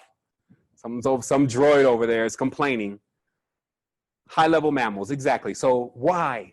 Why do high-level mammals, and this is the question. I won't take a poll because it ain't going to render much good results. Why do high-level mammals have different mates? Well, see, first of all, high-level mammals don't have jealousy. Okay, let's get this straight. Actually, every characteristic that is like somebody's got a character flaw, jealousy, envy, those kind of things, high-level mammals regulate that within their fiefdoms, kingdoms, phylums, all of that, right? But here's the direct reason why. If we're high blood, high species, perfect, at least that's what we believe, we want as many of us as we can get. I'm going to tell you that one more time. When you would look at all of us and we were all just arrayed and we had that perfect seed coming through, it's like, look, you just have the babies. We just keep, because see, in the ancient times and with the ancient mammals, the ones that are hybridized and more advanced, they all know the only beings that are coming out of those wombs are their own kin. This is why there's like this taboo. I tell you, there's another elephant in the room about in Kemet, right? When Isis is holding her son, that's her husband, right? But then when you try to bring that out in the open, people are like, "Ooh, brother, what you saying, brother? You saying that the wife, the mother? Brother, that's the white folks." No, it's not. Actually, they're stealing again. They're taking that from the ancients because that's how it works. You dive back into the same room you come out of. This was actually the physical one was woman's way of getting back in and out of the reality. The atomic one is actually what we would say is man's, what's behind man's eyes. That's its way of doing that same thing. And it has a tendency to be self-contained. It has a tendency to be hermaphroditic and not actually use an external womb to birth things out into the physical world. But still notice then this brings a trait, because the feminine would then, she's the one, she's enamored by the external experience. So she actually, to bring a child out, it's like, oh my. Like, I'm sure you're only getting a fraction of it right now with what's going on with women and children. And it's still very strong in most women that still love their children. But they're still only an image of an image of an image. Imagine what the original, what she felt for that first child. And I'm enamored. It's like, look at me, because that's what's happening. And that's why I think Wendy, she had wrote in and she had edited some stuff in the time. But she said, hey, sometimes even a woman in what she thinks is selflessness is actually in an ultra selfishness, because she needs to, this is her, it's mine, me-o. This is smothering. I'm not letting this go nowhere. You ain't go nowhere. You should be mine. That's the reality, okay? So we need to get why there's a dome, why there will be protection, why there will be all of that, and start nailing that in, and let that be your sci-fi. Let that be your cartoon. Let that be your movie on Saturday and Sunday. And by all means, we have a plan to do that. So let's reel it back in now.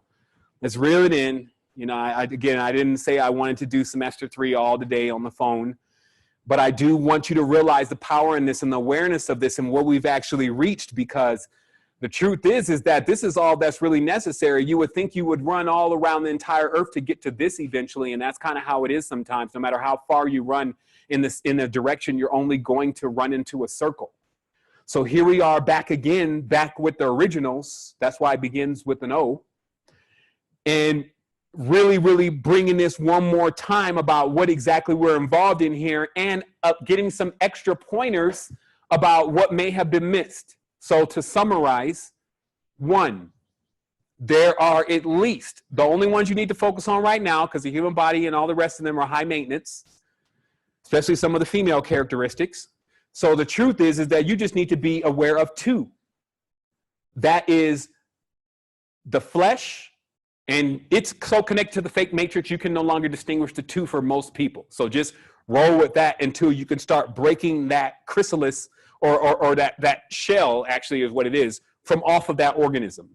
And then you have the spirit, which is always free, which is always like, the spirit's crazy because it's not bothered by all this. It's not anything. it's just like, in that respect, it could never be defined by the flesh. We're still trying to do it. So the whole process is quite interesting. But the truth is that now when we have these two, we know what they prefer. We know where the connection is, because see, still the ancestors connected the real natural nature flesh to a real soul spirit. That's their power. Now connecting the flesh to a fake matrix, now they're cheating. They're running around with all of the, we've done it, Rexus, Rebus, Cinemus, Maximus Opus Grandis.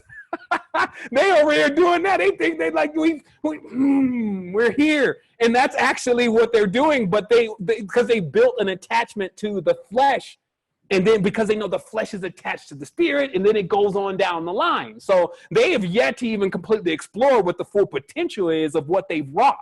I would just as soon as exit stage left before they really start catching wind within their own subgroups, where they're compartmentalized still right now, that they actually have the knowledge of how to take everything into or out, into something or out of play.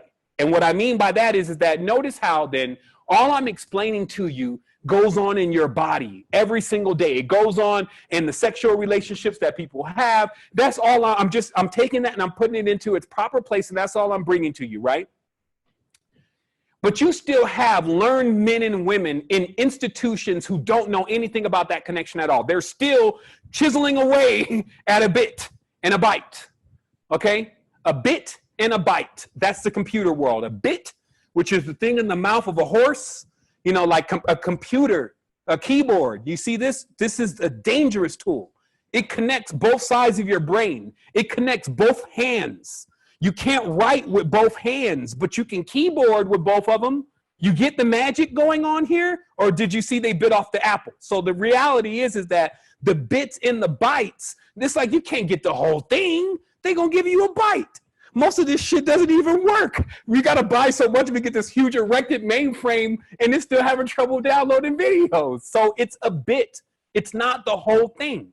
So those people who work in bits and bytes, which are also very intelligent people, even the ones who work with the silicone and all that, they contain knowledge of how to get themselves into an entirely different level, and other people, superconductors and scalar machines and all of that. But yet the big missing piece is they can't see how it connects to them. They're just disconnected. You see? So because of that, if this starts catching on, how that's going to look, I'm not really sure. I'm sure it will be anomalies. I'm sure ripple effects will go beyond the limits. And that's why I was saying Sovereignty 2020 is key, because as I was looking at these calendars and putting all these dates in, since I've now brought myself around to it and see it as so important, I started noticing that the eclipses stop after 2020. I mean, all these damn eclipses. I could just remember when I was younger that the eclipse was like something so like miraculous and almost never happened. It was like every 70 years. Now it's like an eclipse every day. It's like, why? Is anybody looking at this? It's like nobody's actually even asking anybody. It's like, is we supposed to have no? Of course we have eclipses. We have eclipses all the time. Well, then back in the past, why did they not tell us about eclipses? Because there was no internet. It's the excuse for every damn thing. No, it's just been a profuse amount of eclipses. Why? Well, I'll leave it to everybody else to figure that out. What I know is it just means some stuff's going on. Transitions are happening. Let's get the shams booted up and let's get ready to get to the next phase, because waiting on who's supposed to be responsible here, since last time I checked it was me, it may not even actually happen, meaning that if we're waiting on something to do something that we were actually supposed to be doing, now that's a hell of a long wait. Have you ever waited for somebody that said they were waiting on you? I was waiting on you. Shit, I was waiting on you. Well, you were supposed to call me. I thought you was going to call me. You were getting nowhere like this. So take the reins. You see this thing. This thing is a machination in itself. It's been built. It has quite a few different abilities, meaning that the actual glove, it back into their reality. So money, how that works, fortune, beauty, vanities, all those different things are all connected in that same power glove. So I just believe everybody here is at the stage now where you're realizing how much more sovereignty is important than a bag of makeup. Like that, how much more sovereignty is absolutely more important than controlling somebody else and taking them along on the journey and have them using the bathroom in your ship. Think about it. It's like, yo, self-sustain yourself already. We're like looking at other people, expecting so many different things from them. And then all you get from them is like crap sometime. Already get yourself together. And then what happens? What happens is the same laws, same rules in which everything got together in the first place start actually working for you now. Since that's all they did in the first place, everything works for you. And so because of that, what happens is it all starts lining up.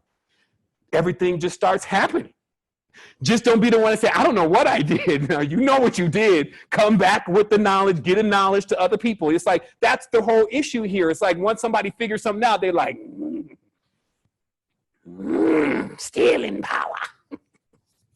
Mine, precious. You know, they want to like patent it. They want to patent it. They want to seal it. They want to secure it. They want to bind it. They want to oath it. They want to contract it. They want to everything. Do. And it's like, well, shit, what is going to happen to it now? You've buried it, basically. Good, you've buried your jewels, snake. Now you're going to have to figure out where they are when you need them. That's the thing about snake people. They bury shit. Now, think about it again, what I'm saying. Every single person on this line has origins with some serpentine creation, period. If you want to argue about it, then, man, you're in the wrong course. Fess up to it. It's that dark, melanated melatonin part of all your organs that is green naga. And because of that alone, it means that you will get it crunk anyway. And this kind of behavior has to be regulated properly, meaning you got all these elements. You got planets, suns, you got moons, you got, you know, all these different things. You got all these elements, copper, henbanes, you know, all these different things, jasmine, right? But still, you don't have that actually. Most people don't have that. See, because all that I just mentioned, sometimes people have a problem with right now. They got it like, oh man, you know, this and that, but they're not doing any of that anymore. And somehow, meaning that they're not realizing how they connect to all these things and they're not working with their resonance. And this is what I believe personally, no. Because when I stopped doing that myself, things changed. As long as we live in the illusion and we let others dictate to us what's really happening, we never break out and say, you know what, I'm gonna create my own system. This is the beginning. Once we get the first level of this eidolon thing they've created off, then we can roll into the natural calendar. Right? The natural calendar, it doesn't, like, it's not a Monday, Tuesday, Wednesday, Thursday, Friday thing. You can't sync it like that. Let me show you what's happening. Because the spirit, and there's some knowledge about this floating around, and I talked about it very briefly, but it's about how the flower of life is not perfect. And how that crystals grow in the perfect lattice, and that the flower of life is off just a little bit, creating this imperfection. It is that same imperfection that doesn't allow spirit to align to flesh properly. So you have to keep readjusting the clock. We call that balance. That's why Ma'at comes into play, because the scales must be balanced.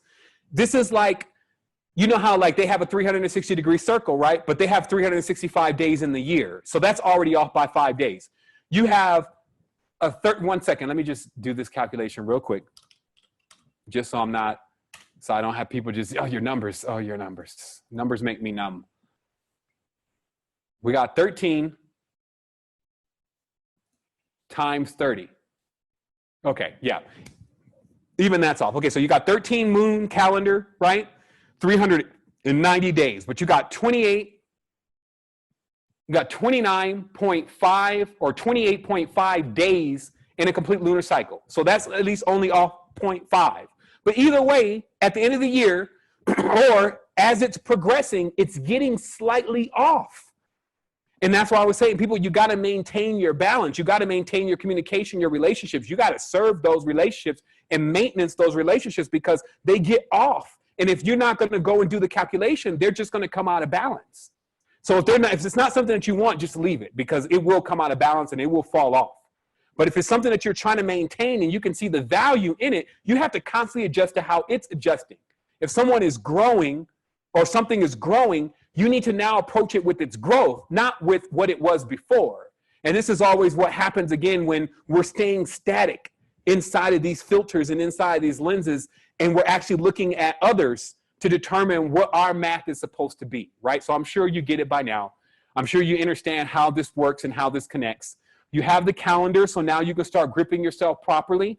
We're going to start putting the tools in that are necessary. Like most of this stuff is just a download away.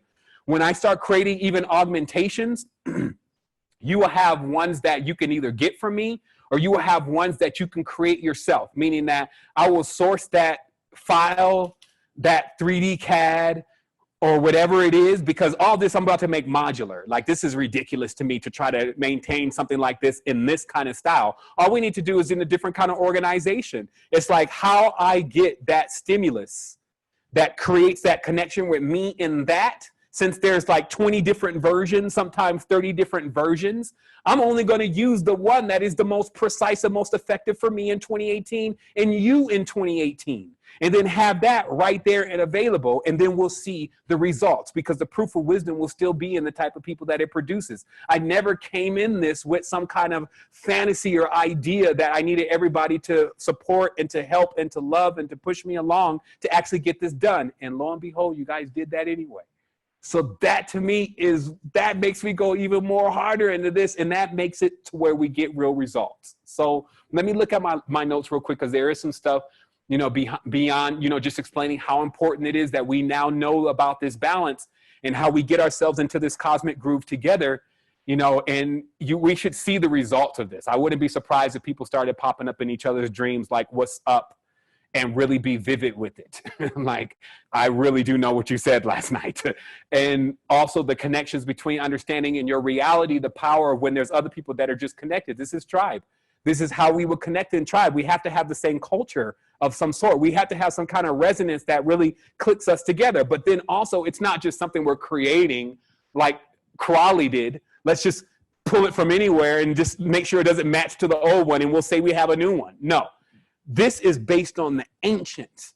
We can go to nature and find this. I can show you this dark black velvet beetle that looks amazing on Saturday. You see what I mean? It's like just really seeing that connection, and then like seeing it also reflect in your reality. And this is what we'll start sharing more, meaning that when we get to a certain day, it has to bear witness, or else we move it around. None of this is in stone. Like, I'm not like a stone maker. I'm not Moses coming down with 2 tablets. Like, this is it. This is it. Remember, nobody can get to God except for through me. No, this is not that story. This is about, we tweak this. We talk about, look, this thing seems to be falling out of alignment a little bit, or this is spot on. Look, picture, this is what I ran across today. Look, this is changing this color. I think this connect. And that's how, again, the collaborative tools are now here, because we're all actually connected in the chat boxes. We're also could get somebody else to do the work and put it in if that needs be. We're in good shape. So let me look through my notes to make sure I didn't forget anything. Remember the projector interfaces with the talisman. Now you get what this is about. Now I get it. Sometimes they be pulling me along on the journey. I'm like, come on, what is this about? What is this about? Like, that's how I feel sometimes, because it's like, I never know what's going to be down there. It's like, you want to go down door number 1, or you want to see who's behind door number 2? And it's like that old show. I'll be like, let's go down door number 2. It's like, you're going to forfeit the car. You're going to forfeit the $1 million. You're going to forfeit the beautiful wife and the house and the kids and everything to see what's behind door number 2. Are you going to go? Let's go, Bob. Let's go. And then it's going to end up being more and enough for everyone, because every time we sit in that, like I said, if we stay stale, if we stay in the mode, but if we stay in that picture, like as it's, going through the stuff, the stinky stuff from the film, right? As it's going through there, if we choose to be cast only in that mode, if we get hung up on that line, right, and get dragged down as a slide, and that's all we ever hear from you again, I'll still come get you. But the reality is that this ain't how we should roll. And if we're supposed to be together, and that's the reality of it, if we truly love each other, whatever that actually means, if we have the compassion for one another, then we get in tune with one another. And that's what's coming to me. It's like, just keep putting everybody in tune. Keep coming closer together with them. You will realize it, because you feel it. I feel it. It's in my body. Like when I lay there for a moment, early in the morning, I feel, ooh, I don't know what it is. I don't need to define it. I don't need to give it a name. To have a name for it means you would be able to control it. I don't want to control it. I'm not a control freak. Let her do her thing. So that's how it works. You see, it's like taking all of those components, everything we learned, it must come in service to us now. The cosmos is my parents. They'd be like, hey, son, we gave you a lot. Like, shit, we poured it all. We poured it in. You better. That's how I feel like, because I don't feel like, oh man, I'm doing all that I can. I'm like, man, I hope I make the bar for what y'all gave me, because I came from a long way. People from where I'm from, they didn't even make it to this point. They're either out of their damn mind. We're talking about even family members coming out of the same womb and damn lost it. Friends, like enemies, like every single person in the whole thing. And then I'm somewhere at the point where I'm starting to see the connection, starting to see the truth. And I would forfeit that just because of my own pride or because of my own ignorance? No way. It's not possible. I don't think anyone in this group would let me do it. I wouldn't let anyone in this group do it. And more than anything, we know that it's also like, this is one thing I want you to realize. This is the crescendo. Actually, the crescendo was earlier. You know what? We always have a backup plan, right? Think about that. Part of living as a being in fear means having a backup plan. Right? I have actually 5 backup plans at least, because I like play chess. So I got different ways to make certain things happen in this world, whether it, hey, don't give me the option number 5. I'll take us all to heaven. But anyway, the truth is, if you really think about it though, why are we always backing up? I'm so tired of living like that. Like, I'm so tired of like trying to figure out like what will happen if we need to do this, then I got this, I have to sell this, and I have to bring this person, I have to, and then if we need, and I just the other day, I'm like, man, why is there always got to be a backup plan? Man, I'm going forward with this. Like, I'm going forward with this, and I know it's going to work, and I don't have no time to keep making backup plans because I'm making forward plans. It's like, I know more backup plans. This is like forward stuff. I'm progressing with this. And we're progressing together. So that's it. So I'm going to take some time, to answer some questions. I'm going to do like I always do. I'm going to let it air out. I'm going to put some batteries in this thing. It looked like it's one to give way, but it held up this long. Thank you. Appreciate it. And when we come forward, we're going to answer these questions that are related to anything that was presented here. Let's also look at, so that this won't turn into, so I can kind of cap this just in case somebody wants to jump off the line now that they're filled with joy and they want to go and celebrate. Either that or they got to use the restroom. Let me make sure I cover the last part of the notes, just some updates. Also, like, the platform is like it's on steroids. Like, I'm doing some stuff behind the scenes that the lights just come on and all of a sudden people see it. Like I said the other day on my recording, I think some people think they're supposed to see like some preliminaries before things happen. These are the preliminaries. And if you think that this is dope, wait until you see what happens, because this is only coming first. And what I'm talking about is, obviously we got these unified calendars in. We got a timeline that has now got some pillar points in it. It's at /timeline. I'm even eventually going to be thinking about using the timeline as an ambassador tool, just because you can put links in it, but it means that we have to replicate the timeline. So I'm still working with how to do that and how to buy more licenses just for people who want that kind of thing. But the timeline is very important because it lets people know where we're coming from. It also lets them know where we're going. We project into the future. There's still mindful deaths.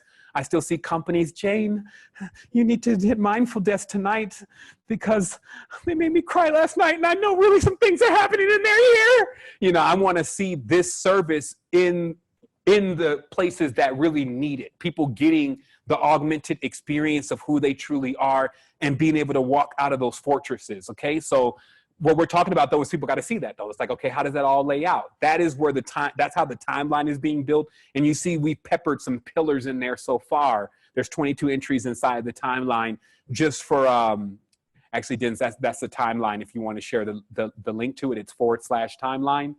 I know somebody also asked for the calendar too, but also somebody can share the timeline link. That'll be awesome. And just to see what we're doing there. And then I already have 10 pillar shows that we've done over time that I'm going to be sprinkling in there. And then it's just going to keep growing from there. All this stuff we really are sorting by category so people can kind of toggle stuff off. Because, a lot of people feel overwhelmed when they're, when a lot of information is put out to them. So we want to, make sure that there's a way for them to turn off things just so they can see what's there. So we have that going on in the timeline.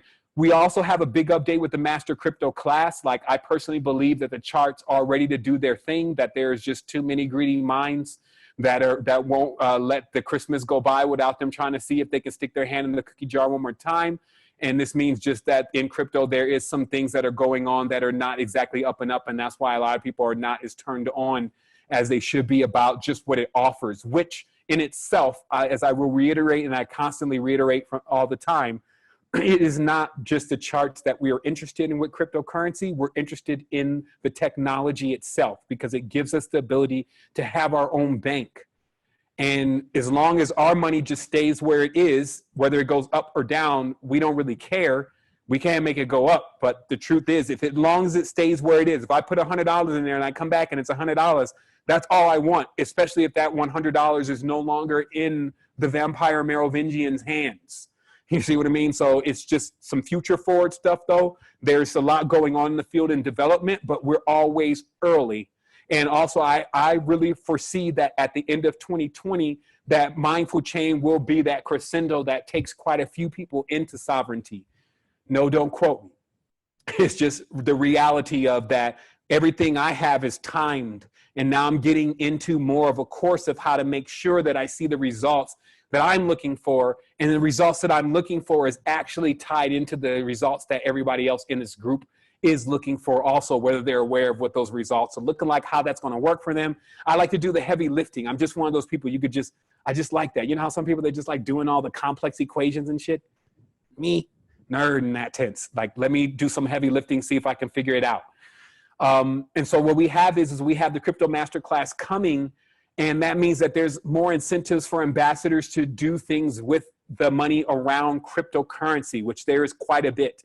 We're dialing in more metrics, getting landing pages specifically set up so that there's not as many, like, keep creating more and more landing pages. We really want a modular system. You just put in your link, it keeps going. So because we are not completely ready to launch that yet, we're about a month out, more or less, then there's still some fine details that we're dialing in with the masterclass, but just letting you know it's coming.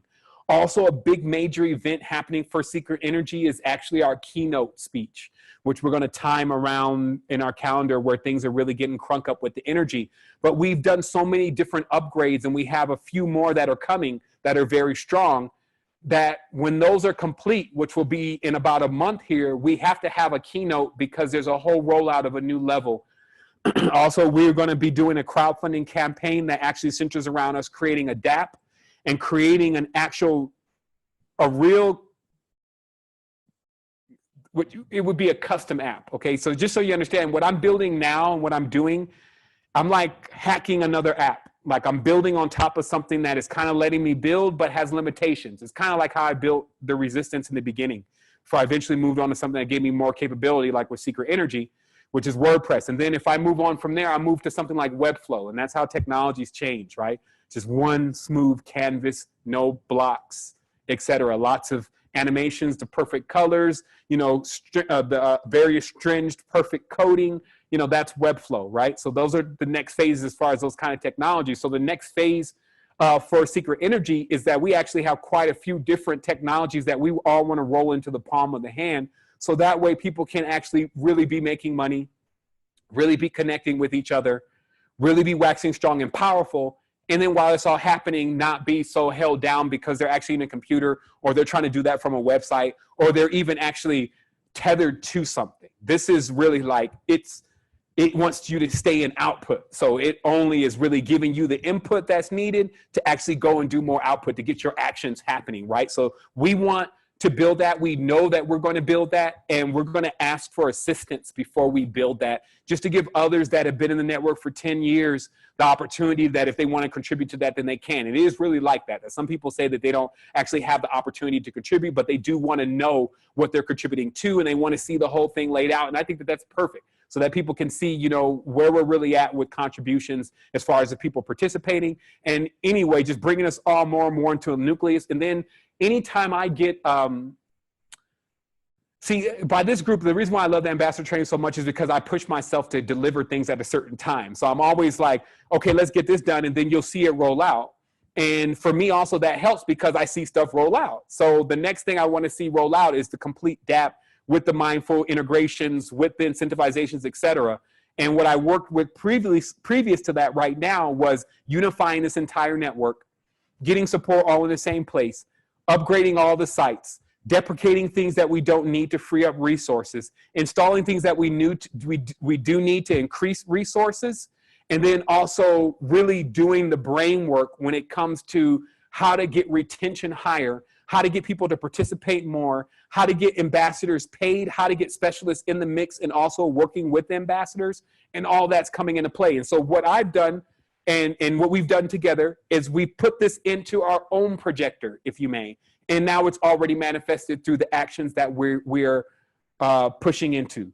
The next thing is that now we all want each other's, because you got nucleus stuff, right? Like this is more of like broad. This is broad, unified, like a blanketing spectrum. You got this other stuff in your own nucleus that needs to dial in a little bit more to what you need. So that's the services that we're looking at building. Well, actually, there's a lot of them now, but we're looking at refining those services and bringing them into play. And of course, that means the stores. That means a lot of different things. That's just beautiful stuff. But it all centers into sovereignty. And we also are getting people paid. That's how we're working this. I'm not thinking, how can people work for me? What can I do to get them to make more money for me? That's a turnoff. Literally, you can't be motivated by money. Why? Because when you get a bunch of money, where your motivation gonna come from then, Wardy? Where's it gonna come from then? Like I've been had cash. If it was all about cash, then I should have never came. This is about something bigger. We're going like, I pushed all the chips in. They're like, man, this dude's nuts. I mean, like, you're gonna get a full house, son. You're gonna win. It's like, that's not something that I'm trying to do right now. This is not all about winning. This is about something, this is about a word we haven't created yet. I don't see in the world what I want to see from it. I don't see in my relationships what I completely want to see from them. That's what this is about. The money thing, now that's you know, they can get that figured out. It's not the most complicated thing. And that's why we talk about the energy and, you know, coursing and building up your energetic centers and understanding where all that comes from. This is now going to give you that extra key, because the stuff that you're going to see on these charts, because my thing is, I want a person to be able to do this from zero, nothing, maybe even in the negatives, because a lot of people are in the negatives. They just don't know it. But from the negatives, like, can I start this course project to get myself off the streets? Can I? I've lived on the streets before. I've been in foster homes before. So would it work for me? Like, and if I could say, yeah, that means that I could put myself back into that mindset and say, what would I need then?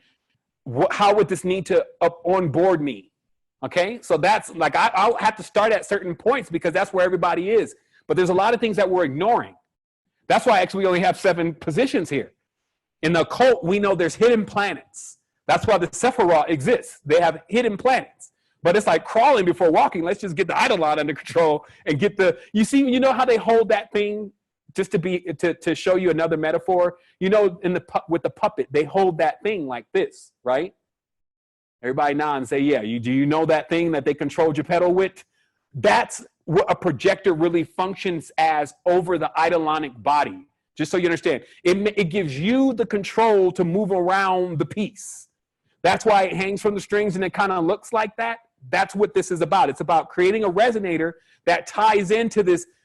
It's somewhat of an illusionary body, but still, just because it's an illusion, and this is what I was telling people before, just because it's an illusion doesn't mean it's not real. From the definition that we have of real, all we're talking about is just the magnitude of strength and the magnitude of presence and awareness.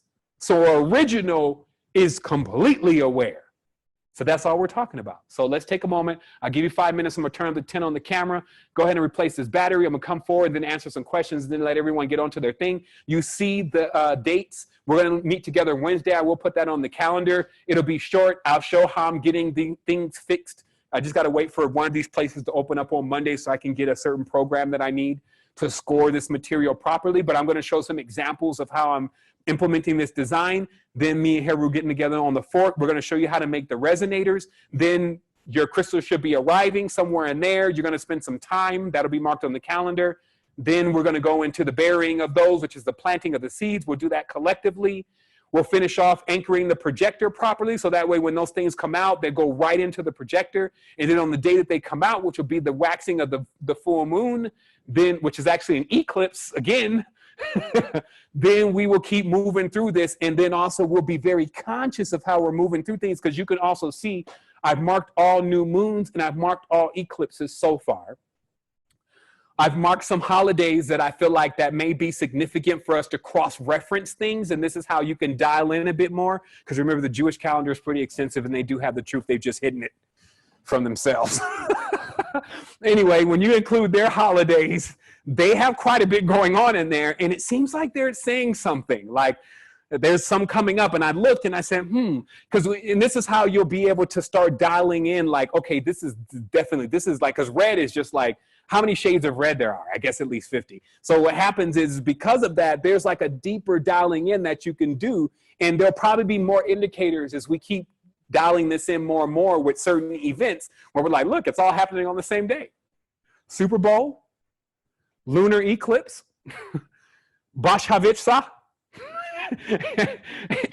and they're all going on. Something's happening. Let's do something. Let's do something. And then we'll just schedule our thing. Like we won't be in observance. So I won't be there. I won't be attending. Man, no, I won't be there.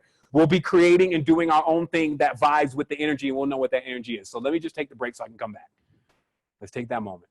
The question that I had more so to do actually with business, and I don't really want to get too far off topic of what you were saying, but I'm trying to get this current going right now, you know, because I need to stabilize myself in this physical reality. And also I want to move out of this space because like I said, I actually want to come to Costa Rica, and I actually want to build with you because I want to, you know, learn the type of thing, you know, I'm not tech savvy like that. I don't growing up, I'm like, yo, computers, who gives a fuck? Like anything that I thought, like I was a kid that went to sleep in class and woke up and could answer all the questions.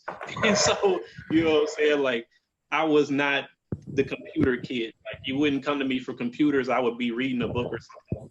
And I stopped reading books once I figured out that you can meditate to know things. And it just went on from there. But like, I see all of this stuff that you're saying and I want to get into that. But the money thing is the most important right now because only the money is actually going to be able to get me to be able to move around unless I get to be able to run like lightning, which I believe is a possible ability. But now we're not going to, you know, do fantasy right now. So I got like jewelry and stuff that I make, you know, and I also do a couple of other things. And I was wondering, because I remember the brother was talking about Facebook and how you can use Facebook as a marketing tool. And so I wanted to actually, if you could remind me of what video that was, what ambassador lecture that was, that he said that in.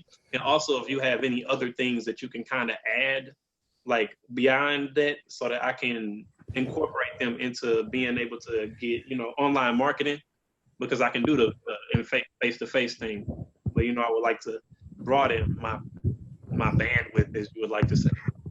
Most definitely. Let me put my mic over here so that way it's not a constant noise because I got my headphones on. Okay, so first and foremost, you know, just to go over this very briefly, what I did was, you know, and it can be brief because other than that, it would be a very long topic if I hadn't simplified it again.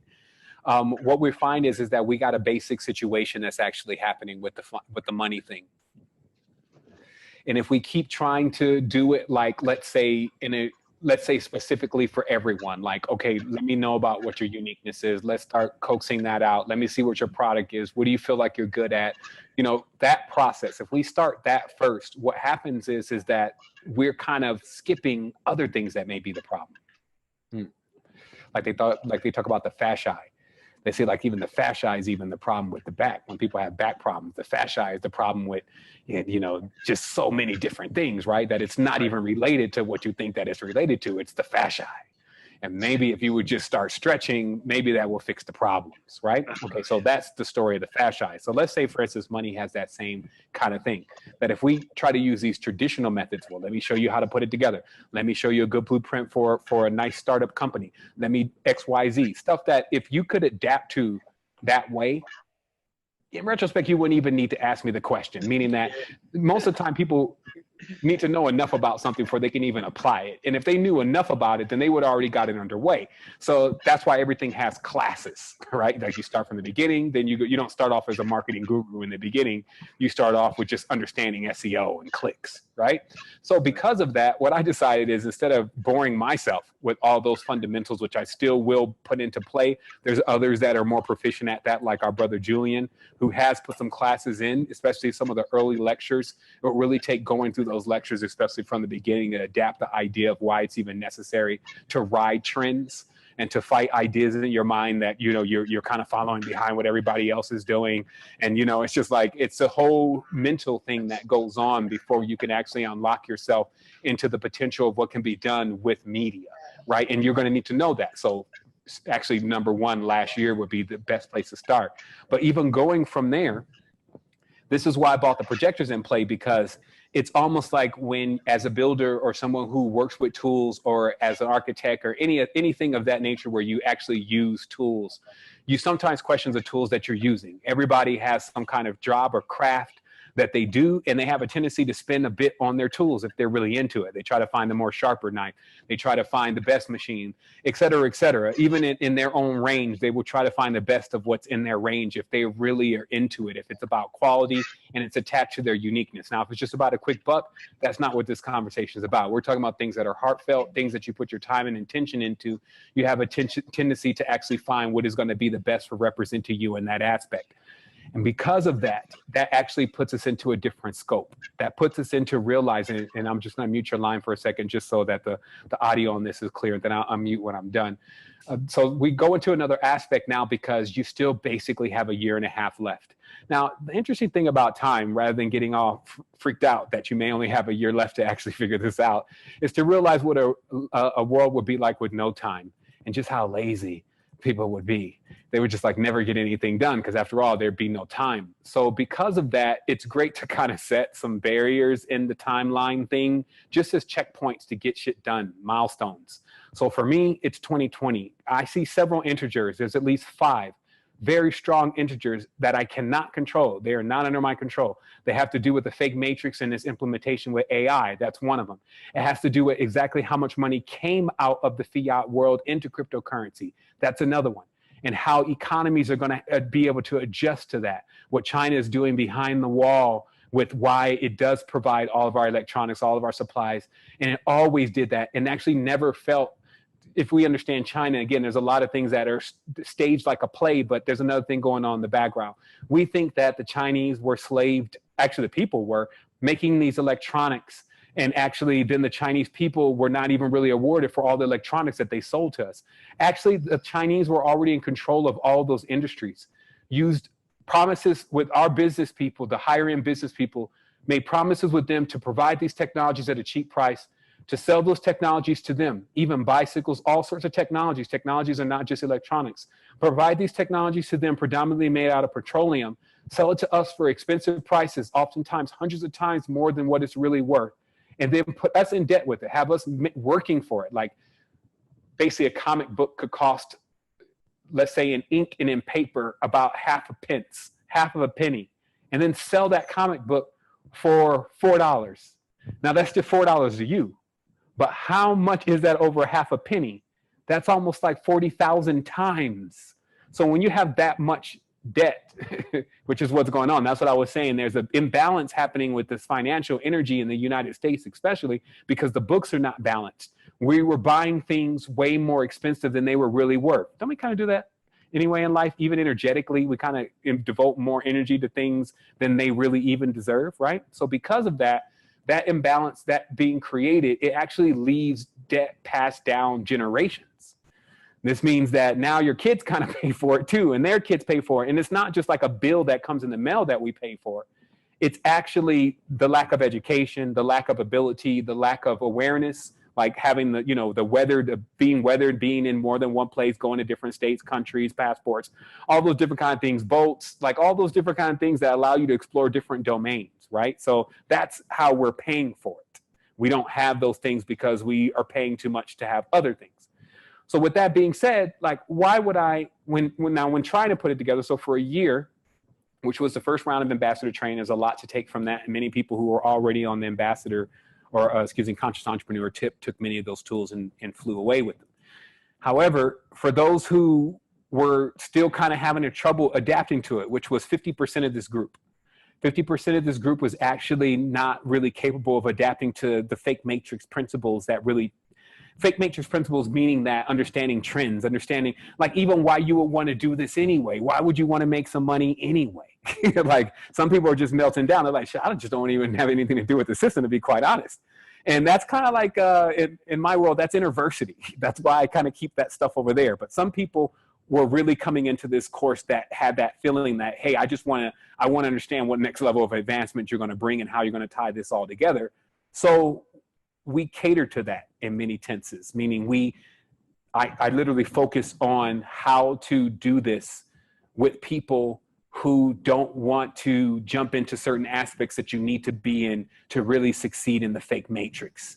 Okay. And I would want to see a better success. That's all I'll say. So that's why I came out with the projector.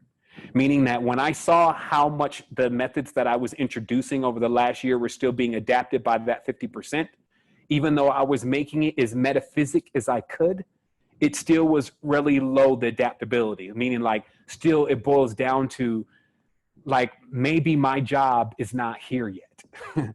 Meaning that maybe what people really should be doing, there's actually no companies that do that yet. Like, because traditionally you would think that the company needs to pay you a certain amount of money, and that money that you're getting is all they can really pay you. And they're paying you as much as they can for that position. When the fact is they're probably paying you at least 10 times less. So while you're making, let's say $1,000 a month, you should be making $10,000, because that's even what the guy that is owning the company could pay you and still make a lot of money. Because in industry, and this is where knowledge is power. You go into industry. I went into industry because I wanted Fiacqua. I wanted to make my own device. And anything that I jump out into doing, I seem to finally get to it after many bumps and bruises and lessons. But after that, I realized the power in manufacturing, but more importantly, the numbers. And that's why I'm telling you, these people made 1,000, 2,000, even 10,000 times as much on some of the items that they sold us. And they even had a for sale tag on them when we bought them, and they made them still that much. It was a whole psychological game. But what it did, though, is it stretched things so far out with deficit. See, deficit is not just, we owe 6 trillion fake dollars of monopoly money. That's fake deficits. Deficits truly are emotional imbalances. Like, how motivated does it feel to be in debt? Not only as a person, not only as a nation, not only as a country, every single turn you're in debt, right? Debt-based system. How would that make a person feel? Demoralized. So the design is a demoralized system. So how do you defeat something like that? Do you jump back on that same territory, try to motivate this demoralized individual who also there could be 9 different types of?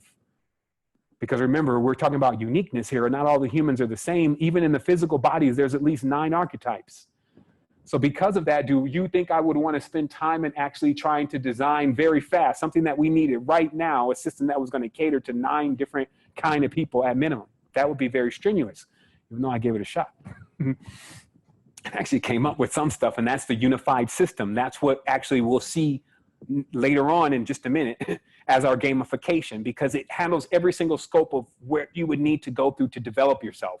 But it does it in a choose your own adventure way. So somebody is not telling you where you should go next. It's just wherever you choose to arrive, now you learn everything about what it is like to be there. And when you choose to leave, you will leave with knowing what that space is like. So that's how our system is set up. But that wasn't a system that could make our deadline, because I have a deadline. My deadline is 2020. So if I want to see, because the results I'm seeing from you are the results I'm seeing from myself. It's all intertwined. Like, I'm not dumb anymore. So I know that this is exactly what's happening. So if I'm not seeing a great deal of results in the people that I'm around, or the results that I want to see, because I got high expectations. So that means I got to redesign things. You just got to redesign it, reorganize it. It doesn't mean that it can't be done. It just means it's going to be another design. And that's why sometimes when I jump into something and I already see there's going to be too much not in line and in favor of what is going on, even if I'm trying to do the best for it, I just cancel the plans and I go to another scrap board and I start all over again. I don't lose the idea. I don't stop doing what I was doing. I just scrap whatever the plan was and start with a new one, mostly based on what I learned was not going to work with the previous one. So with that being said, what I felt was not going to work was trying to take extremely spiritually inclined people through the logical, logistic patterns of creating a successful whatever, right? Because it's got to go through the fake matrix. So when I say whatever, your personality could kill your business. Your product can kill your business. Getting bad products from other people can kill your business. Your product supplier getting bad products from other suppliers can kill your business. That's what happened to Samsung just recently. So with that kind of minefield, why would I want to come on those grounds to tango? Can I tango on another level? Absolutely. That's why I created projectors, meaning I brought those back into the awareness of the group, to the tribe, that, hey, for us, we need something that is more of augmenting us metaphysically. If we really want to get a hold of this, because money is still actually a trickle down part of it. It actually is not one of the primary things. It's a reward for accomplishing something. It's not the something. So let's get that very clear. So to get more of what the something is, to understand more of what the something is, you need to see it in a two-dimensional aspect. You need to see it where it actually happens. Basically, you need to see the magic. They call it magic. But when people see it, just like you said it yourself, when I went through the spiritual experience, it just blows you out of the framework. So now it's like nothing is really adaptable. Everything that everybody was talking about before is only making up a small fraction of what exactly just happened. So it makes it inadequate. And because of that, now you got to go to something that is non-conventional, something that is what they would say is unorthodox in their space. And now we kind of get their space a bit more on why that space is unorthodox and why they don't want us to be aware of what that space is, meaning these spaces within spaces. Like I said, they're called layers, right? When you have a space, you have a layer. They come right away with each other. So these layers that have been created are blinding us from the obvious. I'm showing you the obvious today. I like to bring it, like the reason why you're asking these questions is because you're right in front of the solutions. Look at the course. This is basically the calendar. What I'm going to start doing is I'm going to start rapidly firing in things that you can find anywhere that are free. You can just go to your local park, go get this, go get this, go get this, right? That way there's not really a financial, because nature is the most abundant thing. Look what's happening. Like nature is the most abundant thing. All they're doing. This is why you need to be a creator. Or remember you're a creator, right? You don't need to be a creator. You are already a creator. You create all the time. You got to go back into that stage and stay there, because look what happened. Everything that we have around us, this, this is fine craftsmanship. This is the ring clock, right? So this is like, they went in on this. This guy's even created some kind of disc-shaped battery. And, this is the thing right here. So anyway, but this kind of craftsmanship, the only thing that's happened, and I think this is probably brass, this is probably aluminum, right? And this is some LEDs, I guess the filtration pattern, like all of this is basically about 3 to 4 cents, realistically.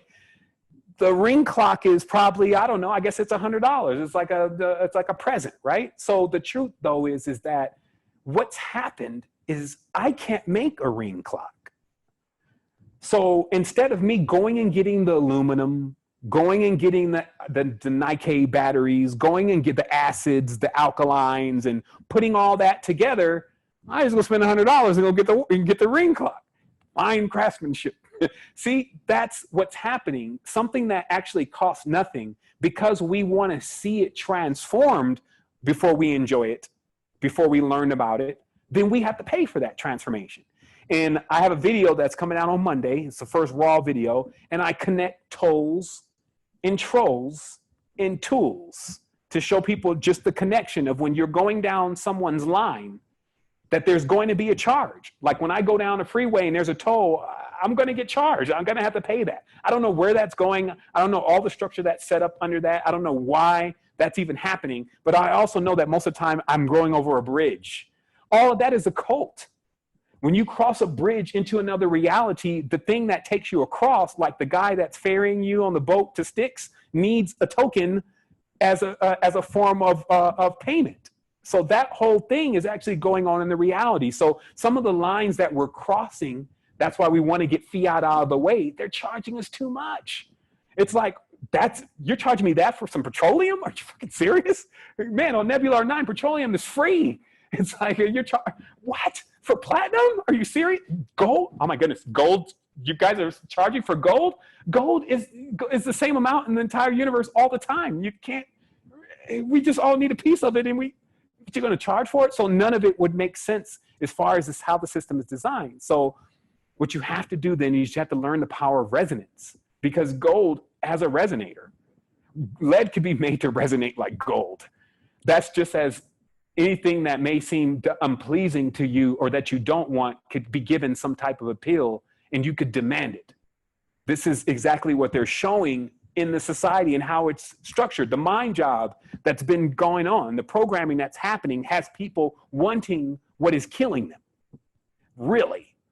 So that shows you the extent of it. So because we have that kind of extent, we have that kind of realm to deal with, we then must get something that encompasses that realm. We must have something that it's not just another suggestion from somebody. It's not just another dogma or theism. It's something that we actually put together off of the principles of how we understand how things work.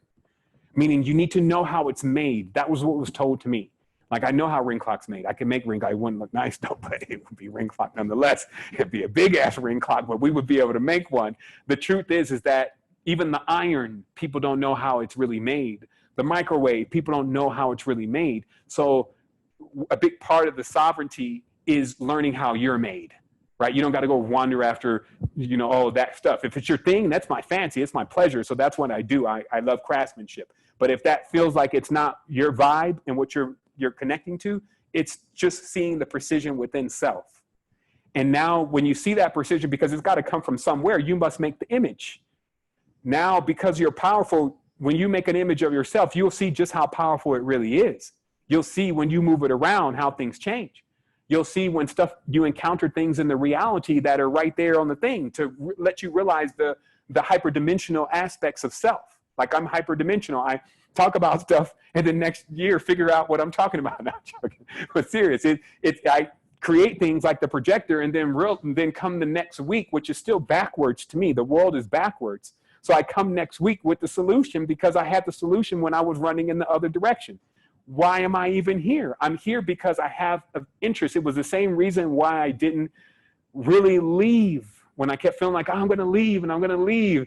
But my main thing was like, but I know you ain't going to leave without telling everybody about what you know. I mean, what would be the fun in that? So I have a real strong desire to let everyone feel the energy accompanied with what I learned, and not also have to go through so many knocks and bumps and bruises, even though those are going to be necessary. That's like being in the gym and getting sore a little bit, but also really knowing why we can get beat up. Like, what happened? I found myself in times in life where I was in a really bad situation. I had no clue what happened. It was just so disorientating. I was like, man, I just did the best that I could, and I just did everything I could for everybody, and I still ended up here. My first trip to prison was because I was trying to help my roommate take care of his family, and my other roommate from not working as a bagger at Vons when he had a baby on the way. So how do I end up in a bad situation? It's because, hey, there's principalities in the sun. There's a little bit more to it. But it's not enough to just be a good person. Listen to what I'm saying to you. It is not enough to just be a good person here. You must be balanced. So with that being said, it means that you are in front of what you need. Work with the projector and let that be the way first that you tighten down the realization of how the current is leaking, right? And then the awareness of who you really are, like knowing and the confirmation, right? Like most people that are on this line and have followed the work, I got to find another name for it, followed the fun, and there was some work in there too, but that have followed the fun really say that the reason why they're connected to it the most is because the things that they were having happen to them, I was talking about it. And so it was the confirmation to feel like that they weren't crazy or that this was really a real thing that gave them the fuel necessary to keep powering through. Well, nothing's changed then. Let us keep going then. And I'm telling you, with this level of vision, because now like my blinders are off. I'm not blinding myself no more to the obvious. You know what I mean? It's like, I'm not sticking my head in the sand. I'm not running. There's nowhere to go. There's no aliens except for me. All of the different things that people find scapegoats in, literally, I'm not accepting that.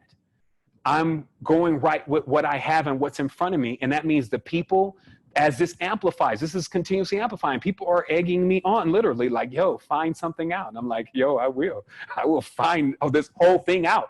And I will do it so fast and so rapidly and so proficiently. And it will be my pleasure, because that would be the design that you would need to accomplish it. Now, I've seen other old designs. I've seen those who depended on the entire everybody to be involved in it. They went out the first time they got trolled. They couldn't pay that first toll fee. You know, it takes a toll on your own emotion, your energetic current, when somebody tells you you're dumb, you're stupid, you should go away. They steal your stuff. They call you the wrong one, or whatever. That takes tolls unless it has no value. And that's the whole key to this. The Tibetans talk about it. The Buddhists talk about it. Different people have talked about it, but it's just about, are you hearing it the way that you need to hear it? One, know how samsara is really set up. It's a realm within itself that promises misfortune if you get tied into it. Meaning there's a yin and yang here. The more you love something, the more it will hurt you. So you need to either you need to tell it that. Be a man, be a woman, tell it that. The more we're going to get into each other, the more we're going to hurt each other unless we know that. Now we need to design something to where we don't do that. And that's how you start moving in adepthood. That's how adepts work. They know the problems. They're not trying to like sit there and ignore the problem, right? Or put the problem on someone else. Like, hey, fix my problem. You know, you got to work with the same principles everybody is working with when it comes to a cosmic energy. So that way it's no like, there's no brokers fees. You know what I mean? All of these middlemen, evangels, all of that kind of stuff in the pipeline of the energy. Now, what we're doing is we're working together. We got a huge pipeline open. We have a wellspring. What a wellspring is that there's so many things that need to be done with tribe and need to be done. Every time, you know, somebody puts a request in the queue, I'll be like, la-di-di-da, it's in the queue. It will get done because we're going to get it all done. And then the more people that come into it, it's like, hey, process this queue. Like Wendy is just processing a fat ass queue right now. She just got, she went through 150 blogs, and now people are seeing new blogs and they seeing them all tightened down and all that's there. You know, I've seen there's people that have been holding it down, and Dave is over there holding it down in crypto. Monica, Widgeby, Monica's over there hanging out with life over there, working with kids over here. I mean, Haru's over there, you know, they're still crafting up different things to keep everybody on the level. It's like it's still representing over there in the motherland. You got other people that are doing different things all over the place, and it's happening. And then it's just about, okay, let's centralize it and dial it in more. The more we have resources, which are not hard to get if we're focused on that, the more we have resources, the more infrastructure we can build. There's no reason to accumulate a bunch of resources and not do anything with it. I only have interest in bringing in billions of dollars to erect the first $1 billion structure that is about the fast forwarding of humanity's consciousness, because we're a bit behind at this point. And doing that and setting that as a goal, that's what I would want to achieve. Because imagine, they'd be like, yeah, all the other people, this one did this. You know, there's an anomaly right there. So setting those as your rewards. And also remember, fools rush in. You already have what you need. When you create other variations of it, it only amplifies things. It only reminds things to you. It confirms it. So we create these confirmations. That's why I was saying, you know, in talking to the sun, you know, sun was laughing at me.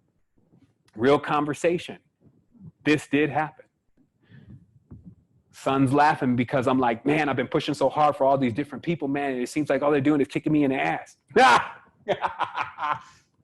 Wait till you see what they're doing to me. They don't even pay attention to me no more, kid. And I'm doing everything up here. Fucking trust me. All that you got down there is my projector. And I'm telling you, as below stars, I mean, I'm talking about Tom Cruise, Bruce Springsteen, those kind of guys are actually getting more airplay, and I'm still hanging out in the sky doing things. So imagine what they got for you. Like, damn, son, that's deep. I guess I can't really complain anymore. You damn right you can't. But there is another level of this, though. See, every morning, you notice how all the things go crazy? Like all the monkeys go crazy, all the roosters go crazy, all the birds go crazy. Who do you think they're going crazy for? Because that's how we created our system. They give me props. I give them what they need. Now we got a great connection. But everything outside of that loop, they know not.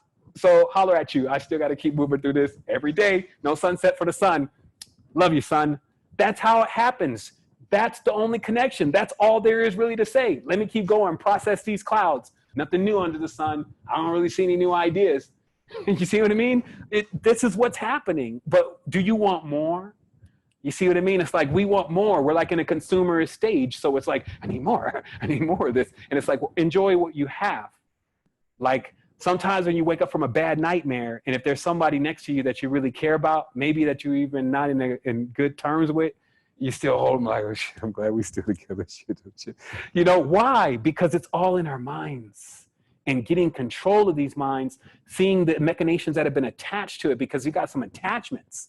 Like I've had people tell me that it feels like something attached to me. I even had when one of my first DMT experience felt like I came out of a cocoon. Like it was like a Gremlins movie. Like, what the hell is this? It's like, hey, all those years you spent in that stage. So that breaking of those shells, you know, that vibratory frequency, that now narrows down into this calendar. Like in its power for a person to want more, you only have to give yourself the time now. You need to give yourself time to run the course, to get the gauntlet, to sync this up, to learn this knowledge, really, why these trees connect, why those plants connect, why that color connects, why that tone connects, you know, and then as that connection, like you're already there. You see what I mean? Meaning that just to be in front of this knowledge from this end, because see, our in that is all knowing, it knows it. But this end, the lack of awareness side, to be at it now, it shows us a lot. So I'm just going to leave it like that. I'm not going to leave it time for responses. There's no need for responses. Like I've answered quite a few different questions in this conversation, but it's just understanding, meet us again on the 4th, and we'll be getting together with the resonators. I'll also be talking about how to create this for free. If some people are experiencing some extreme hardships, then we'll talk about how to get these resonators going. You may have to put more energy into it. You may have to be in there like, hi ho, with the log jam, you know, with the saw, and just making your own projector and nailing it in, but make it happen. I never seen not one person in my entire 10 years, a decade of working with consciousness publicly, a person that really, really wanted to get to it, not get it. It was the strangest thing. It really meant actually the people who weren't getting it and were complaining about it didn't really want it. That's what that showed. That's why I don't really like get into the whole feel sorry for people things and all that. I work in different ways.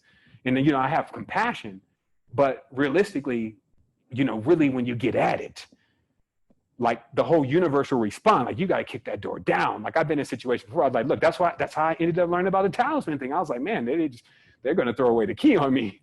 This is ridiculous. 33 years? I didn't even do it. I didn't even do like to that magnitude. You guys are crazy. Let me call God.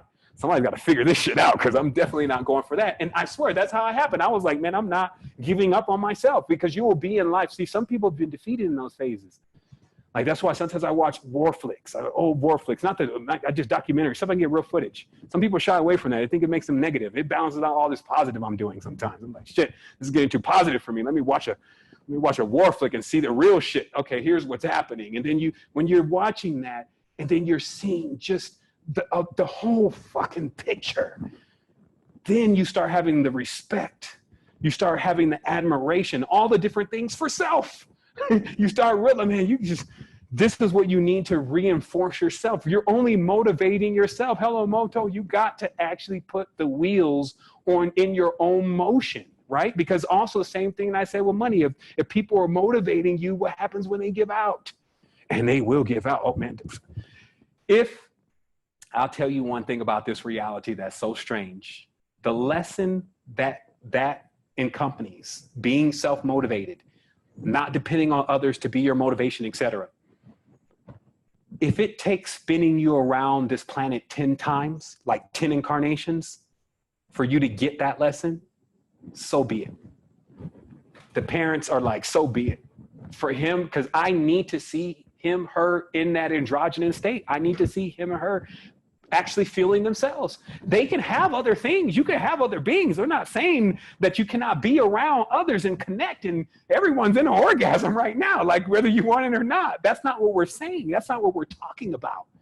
We're talking about you breaking down the wall that confines you. We're talking about breaking down what separates the dead from the living. We're talking about why humans in this world don't know that after life is what we should be preparing for. And that is where the party is. And here is the place where we can decorate ourselves with the things that we go into that space with, meaning that the jewels, the chakras, hello, that encrusted, all of that's been designed. Like, this has been mined. Like, yeah, think about it. Like, we've mined this. Literally, like, it's all in our minds, all these jewels, right? So then when you look at, okay, micro, macro, we go to other parts of the world, we see them. I see people in mines still right now working. You know, they're pulling out sulfur, they're pulling out aluminum. This is all symbolic. You see what I mean? And then the South, when you check the South of the world out and how the South is so downtrodden, but it's always the foundation. We still need those electronics, damn it. We still need that black coal, damn it. Like, think about even just as simple as this black coal.